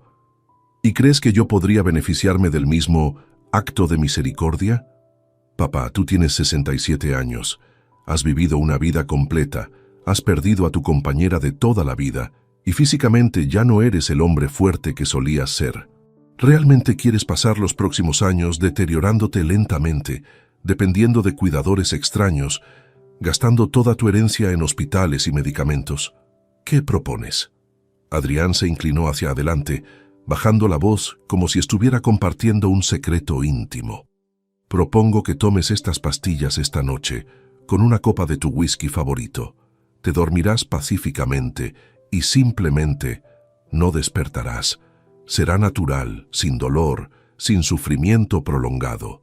¿Y después? Después yo me haré cargo de todo. Los funerales, los trámites legales, la venta de la casa. Te reunirás con mamá y yo utilizaré la herencia para honrar su memoria de la manera más apropiada. La hipocresía de sus palabras me resultaba nauseabunda, pero había obtenido exactamente lo que la policía necesitaba: confesión completa de asesinato premeditado y solicitud explícita de suicidio asistido. Es una propuesta muy considerada, le dije tratando de ganar tiempo mientras procesaba mentalmente la situación. Piénsalo, papá, no hay prisa, pero recuerda que el sufrimiento prolongado no es digno para un hombre de tu calibre. En ese momento, escuchamos un ruido en la cocina, como si algo hubiera caído. Adrián se tensó inmediatamente. ¿Qué fue eso? Probablemente el gato del vecino. A veces se cuela por la ventana trasera, pero yo sabía que era la señal acordada con el inspector Morales. Los agentes estaban listos para intervenir si era necesario. Adrián, decidí hacer una última pregunta crucial. ¿Qué harías si yo no aceptara tu propuesta voluntariamente? Su expresión cambió sutilmente, mostrando por primera vez una dureza genuina. Bueno, papá, hay otras maneras de asegurar que encuentres la paz que necesitas. Accidentes domésticos, problemas cardíacos súbitos, caídas inexplicables. Los hombres de tu edad son vulnerables a muchas circunstancias imprevistas. ¿Me estás amenazando? No, papá. Te estoy explicando las realidades de la vida. Con o sin tu cooperación, vas a encontrar la paz muy pronto. Preferiría que fuera por tu propia decisión, pero si es necesario. No terminó la frase, pero su significado era cristalino. Si no me suicidaba voluntariamente esa noche usando sus pastillas, él encontraría otra manera de asesinarme en los próximos días. Creo que necesito tiempo para pensar en tu propuesta, le dije finalmente. Por supuesto, pero no demasiado tiempo. Cada día que pases sufriendo es un día perdido. Adrián guardó el frasco de pastillas en la mesa de centro, como si fuera un regalo envenenado esperando a ser abierto. Después se puso de pie, aparentemente satisfecho con los resultados de nuestra conversación. Me voy ahora, papá. Piensa en lo que hemos hablado. Mañana por la mañana pasaré a ver cómo te sientes. Hasta mañana, hijo. Cuando cerró la puerta principal tras él, me quedé inmóvil durante varios minutos, procesando la magnitud de lo que había experimentado. Mi propio hijo no solo había confesado haber asesinado a su madre, sino que me había proporcionado literalmente los medios para suicidarme, y después me había amenazado con matarme si no cooperaba voluntariamente. 5 minutos después de que Adrián se marchara, el inspector Morales entró por la puerta trasera junto con 3 agentes más. «¿Rodrigo se encuentra bien?», fue su primera pregunta. «Físicamente sí, pero emocionalmente. No sé cómo procesar lo que acabo de escuchar. Ha sido extraordinariamente valiente. La grabación que hemos obtenido es evidencia suficiente para garantizar una condena por asesinato en primer grado y conspiración homicida». Morales recogió el frasco de pastillas usando guantes de látex. «Vamos a analizar inmediatamente el contenido de estas pastillas. Apuesto a que contienen dosis letales de los mismos medicamentos que usó para matar a su madre. ¿Cuándo lo van a arrestar?» «Mañana por la mañana, cuando regrese para verificar su decisión. Tendremos equipos posicionados para capturarlo en el momento en que entre a esta casa. Esa noche no pude dormir. Sabía que en menos de 12 horas mi hijo estaría bajo custodia policial, enfrentando cargos que podrían enviarlo a prisión durante décadas. Era el final inevitable de una vida de comportamientos destructivos, pero también representaba el colapso definitivo de cualquier esperanza de redención familiar. Al amanecer del 23 de marzo, me preparé mentalmente para el momento en que la justicia finalmente alcanzaría a Adrián Mendoza Ruiz por los crímenes que había cometido contra su propia familia. La mañana del 23 de marzo de 2024 será recordada para siempre como el día en que la justicia alcanzó finalmente a mi hijo. A las 8:30 en punto, tal como había prometido la noche anterior, el Seat León negro de Adrián se estacionó frente a mi casa. Desde la ventana del primer piso, pude observar cómo se bajaba del vehículo con movimientos confiados, cargando nuevamente su mochila, probablemente conteniendo más instrumentos para su plan homicida. El inspector Morales y su equipo habían transformado mi barrio en una red de vigilancia invisible. Agentes vestidos de civil ocupaban posiciones estratégicas. Uno leía el periódico en el banco del parque, otro paseaba un perro prestado. Un tercero fingía reparar su motocicleta cerca de la esquina. Coches camuflados se ubicaban en puntos que permitían bloquear cualquier ruta de escape. Cuando Adrián tocó el timbre a las 8:45, abrí la puerta con la misma naturalidad de siempre, consciente de que sería nuestra última conversación como padre e hijo libres. «Buenos días, papá», me saludó con esa sonrisa falsa que ahora reconocía como máscara de depredador. «¿Cómo dormiste anoche?» «Muy mal, la verdad. Estuve pensando mucho en nuestra conversación de ayer». Sus ojos se iluminaron con expectativa apenas contenida. «¿Y llegaste a alguna conclusión?» «Sí, pero prefiero que hablemos adentro». Mientras caminábamos hacia la sala, noté que Adrián observaba discretamente si había movido el frasco de pastillas que había dejado sobre la mesa de centro. Permanecía exactamente en la misma posición, y su expresión mostró satisfacción al confirmarlo. «Adrián», comencé una vez que nos sentamos, «después de reflexionar toda la noche, creo que tienes razón sobre muchas cosas». Se inclinó hacia adelante, completamente enfocado. ¿Sobre qué específicamente? Sobre el sufrimiento innecesario, sobre la dignidad al final de la vida, sobre encontrar la paz como lo hizo tu madre. Me alegra escuchar eso, papá. Significa que entiendes que solo quiero lo mejor para ti. En ese momento, según el plan acordado, pregunté, ¿podrías explicarme exactamente cómo ayudaste a tu madre? Quiero asegurarme de que mi proceso sea igual de tranquilo. Adrián prácticamente brilló de orgullo criminal. Por supuesto, durante las últimas 6 semanas de vida de mamá, aumenté gradualmente su dosis de digoxina. Comencé agregando media pastilla disuelta en su sopa de verduras los martes y jueves. Después aumenté a una pastilla completa los días que Rosa salía de compras. ¿No sospechó nada? Rosa notó algunos cambios, pero los atribuyó al deterioro natural de mamá. También agregué lorazepam que había conservado de mis días en rehabilitación, 2 miligramos mezclados en su té de manzanilla de las tardes. Cada palabra era una confesión adicional grabada en alta definición por los equipos policiales ocultos. ¿Cuánto tiempo tardó en encontrar la paz? Aproximadamente 5 semanas. Los últimos días fueron especialmente efectivos cuando combiné ambos medicamentos con pequeñas dosis de morfina líquida que conseguí a través de contactos en el hospital. ¿Morfina? ¿Cómo la obtuviste? Pablo Sánchez Herrera, un enfermero que conocí durante uno de mis tratamientos de desintoxicación, me proporcionó viales de 10 ml a cambio de 200 euros cada uno. Fueron 3 viales en total. El nombre de su cómplice sería información valiosa para la investigación policial. Adrián continuó detallando su metodología homicida con una frialdad que me resultaba aún más aterradora porque provenía de mi propio hijo. La clave está en la dosificación gradual. Si hubiera usado cantidades altas desde el principio, habría sido demasiado obvio.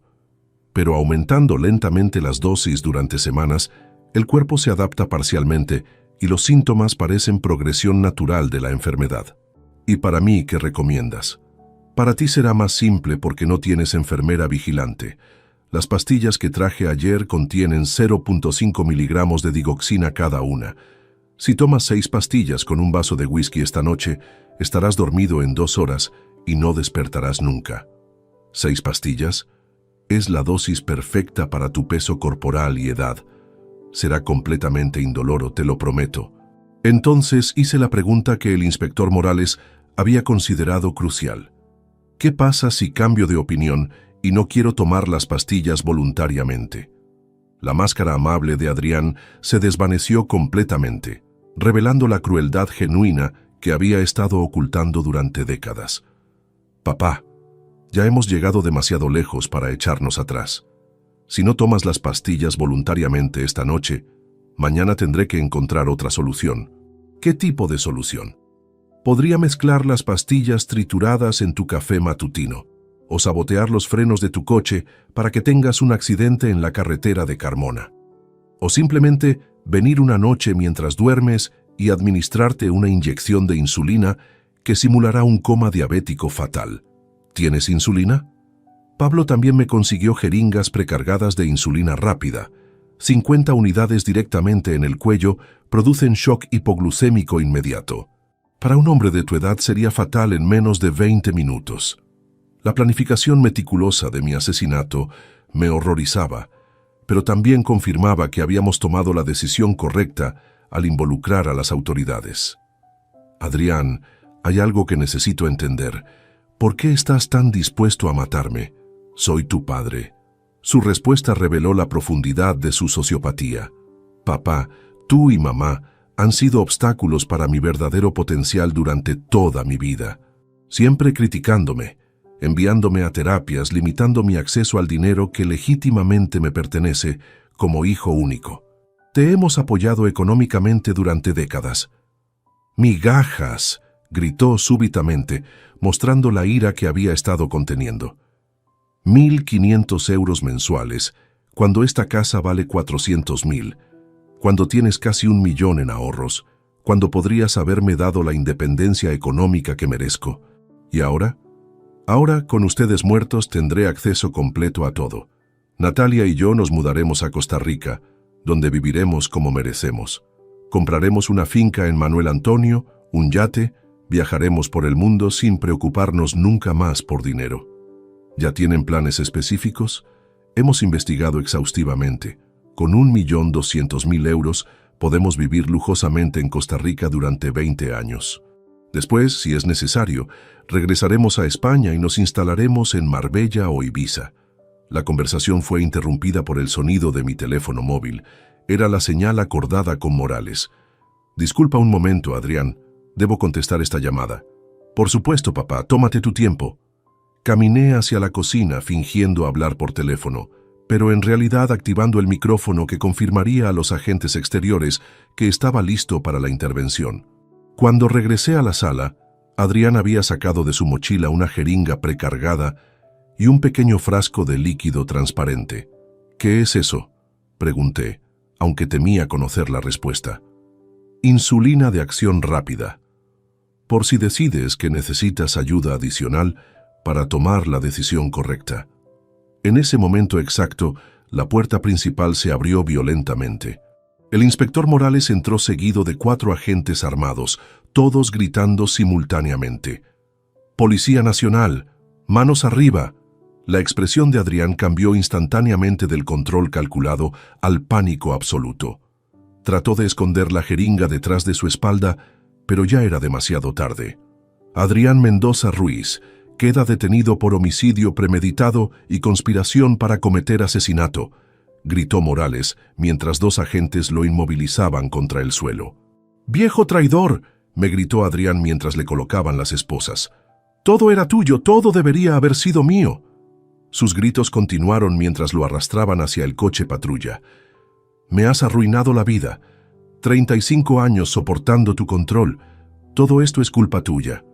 La falta absoluta de remordimiento en sus palabras confirmaba que habíamos tomado la decisión correcta.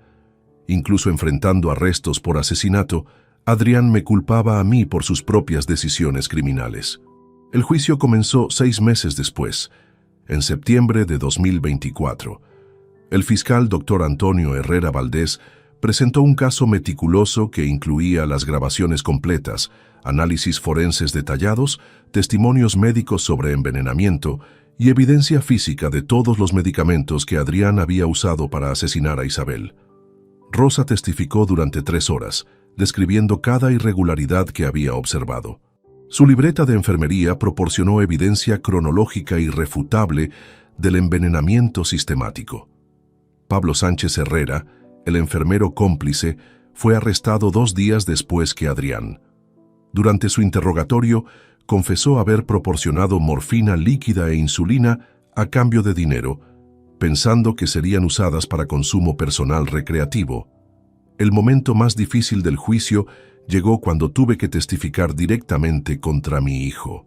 Durante 2 días consecutivos, relaté ante el tribunal la historia completa. Los problemas de comportamiento desde la infancia, los episodios de violencia doméstica, el robo de joyas familiares, las amenazas del funeral y, finalmente, las confesiones grabadas.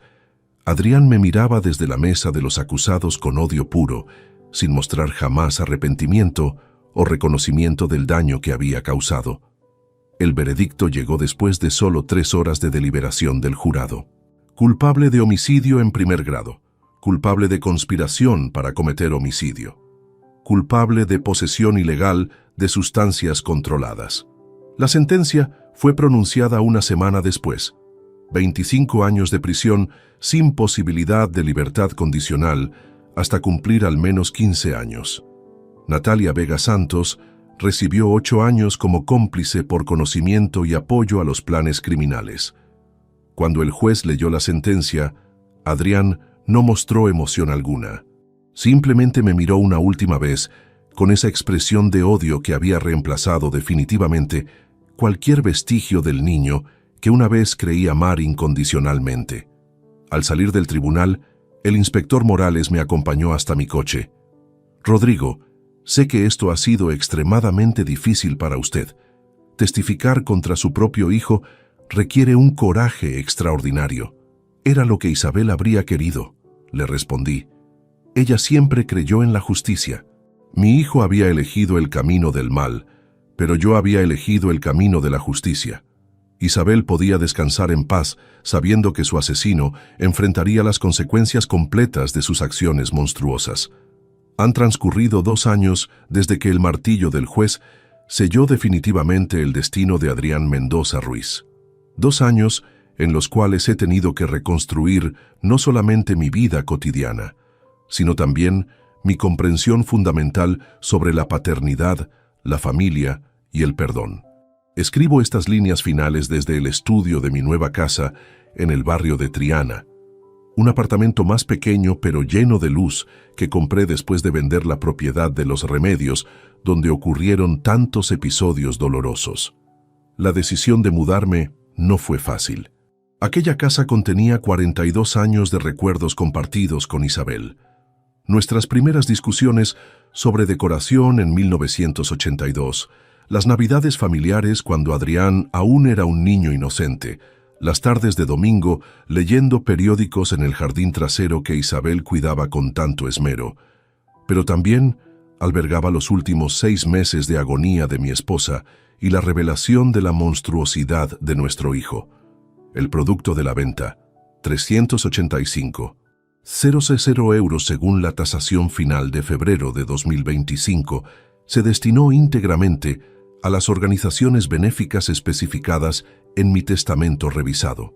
Cáritas Sevilla utilizó su porción para establecer un centro de atención a familias en crisis doméstica. La ironía no se me escapó. El dinero manchado por el crimen de Adrián ahora servía para proteger a otras familias de situaciones de violencia similar. Mi rutina actual habría sido impensable hace 3 años, cuando mi vida giraba completamente alrededor del cuidado de Isabel y la preocupación constante por los problemas de Adrián.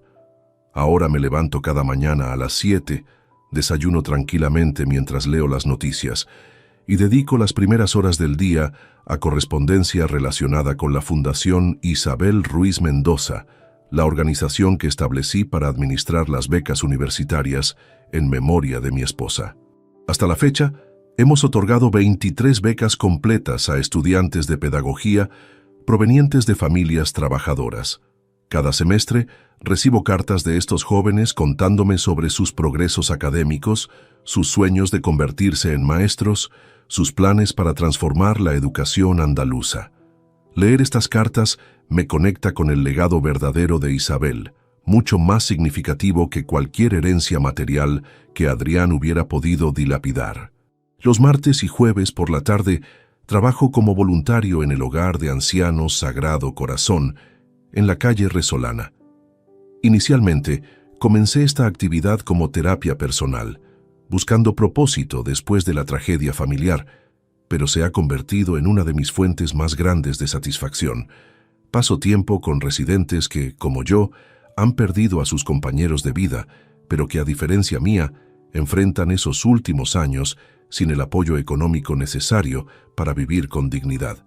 Don Emilio Vázquez Rueda, de 83 años, se ha convertido en uno de mis amigos más cercanos. Fue carpintero durante 50 años, construyó muebles para familias sevillanas de 3 generaciones, pero sus hijos emigraron a Alemania en busca de mejores oportunidades y ahora apenas mantienen contacto telefónico mensual. Rodrigo me dice durante nuestras partidas de dominó semanales: lo más triste no es envejecer solo, sino descubrir que los hijos por los que sacrificaste todo te consideran una carga. Sus palabras resuenan profundamente en mi experiencia, aunque por razones opuestas. Adrián nunca me consideró una carga.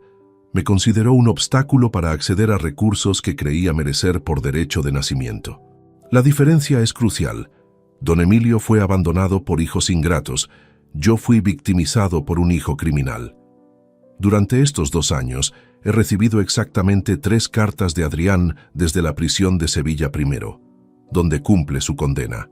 La primera llegó 6 meses después del juicio, conteniendo una disculpa aparentemente sincera y promesas de rehabilitación genuina. La segunda, 1 año después, tenía un tono más desesperado, pidiendo apoyo económico para contratar un abogado mejor que pudiera apelar su sentencia. La tercera, recibida hace apenas 2 meses, era puro veneno. Me culpaba nuevamente por todos sus problemas, me acusaba de haberlo traicionado al colaborar con la policía y terminaba con amenazas veladas sobre lo que podría suceder cuando fuera liberado. Nunca he respondido ninguna de estas cartas. Mi psicólogo, Dr. Gabriel Moreno Castillo, especialista en trauma familiar al que consulto mensualmente desde octubre de 2024, me ha ayudado a entender que mantener cualquier tipo de comunicación con Adrián sería contraproducente tanto para mi recuperación emocional como para la suya supuesta. Rodrigo, me explicó durante una de nuestras sesiones, usted no tiene obligación moral de mantener relación con alguien que intentó asesinarlo, sin importar los lazos biológicos que los conecten. La familia se define por el amor y el respeto mutuo, no por la genética. Esta perspectiva me ha liberado de la culpa residual que sentía por haber traicionado a mi hijo al entregarlo a las autoridades. No traicioné a un hijo, protegí a la sociedad de un criminal peligroso que casualmente compartía mi ADN. Los viernes por la mañana, asisto a misa en la parroquia de Santa Catalina, la misma iglesia donde Isabel y yo nos casamos hace tantos años. Al principio, mi fe se había tambaleado profundamente. ¿Cómo podía un Dios benevolente permitir que un hijo asesinara a su propia madre? ¿Dónde estaba la justicia divina cuando Isabel sufría envenenamiento gradual mientras yo creía ingenuamente que se deterioraba por causas naturales? El padre Antonio Ruiz Herrera, párroco de la iglesia desde 2018, me ha ayudado gradualmente a reconstruir mi comprensión espiritual.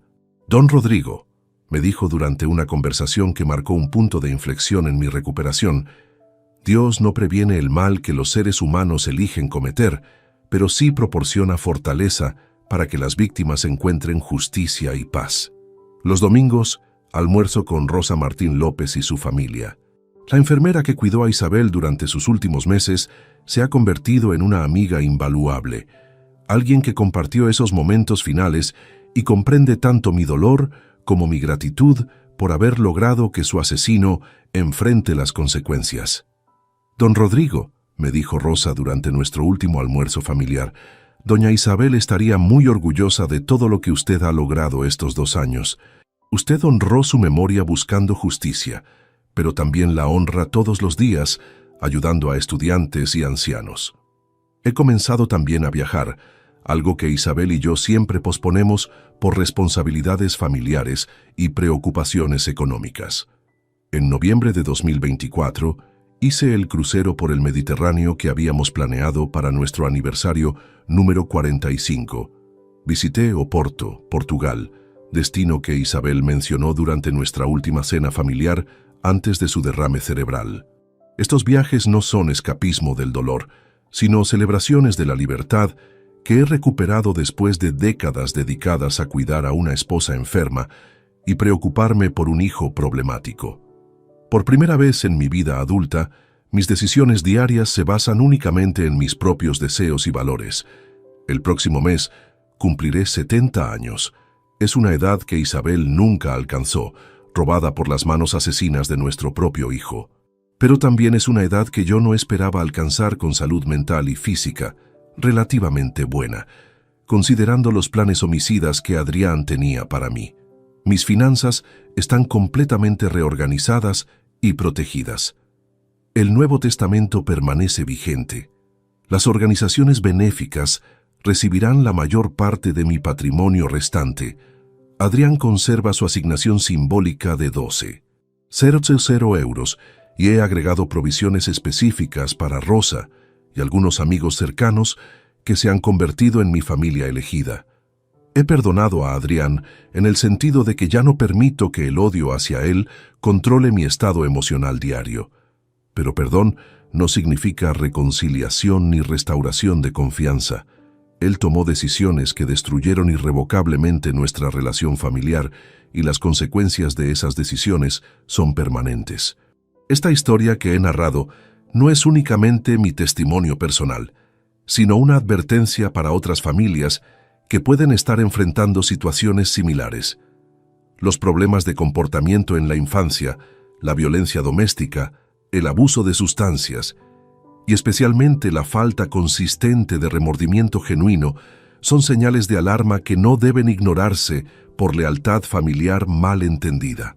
Isabel y yo cometimos el error de confundir amor paternal con tolerancia infinita hacia comportamientos destructivos. Creímos que nuestro deber como padres era apoyar a Adrián sin importar sus acciones. Ahora entiendo que el verdadero amor paternal a veces requiere establecer límites absolutos y permitir que los hijos adultos enfrenten las consecuencias completas de sus decisiones. Mi mensaje final para quienes puedan encontrarse en situaciones familiares tóxicas similares es simple, pero crucial. La sangre compartida no otorga derecho perpetuo al abuso o la manipulación. La familia verdadera se construye sobre respeto mutuo, no sobre tolerancia infinita hacia comportamientos destructivos. Vivo ahora con serenidad que no había experimentado en décadas. Isabel descansa en paz, sabiendo que su asesino enfrenta justicia. Adrián paga las consecuencias de sus elecciones criminales, y yo a los 70 años he descubierto que nunca es demasiado tarde para reconstruir una vida basada en valores auténticos y relaciones genuinas. Esta es mi historia, una historia sobre traición familiar, pero también sobre supervivencia, justicia y la posibilidad de encontrar propósito y paz, incluso después de las tragedias más profundas que la vida puede infligir. La verdad, finalmente, me hizo libre. Si te gustó esta historia, dale like al video, suscríbete al canal y comparte tus impresiones en los comentarios. Para escuchar la próxima historia, haz clic en la caja de la izquierda. Gracias por vernos.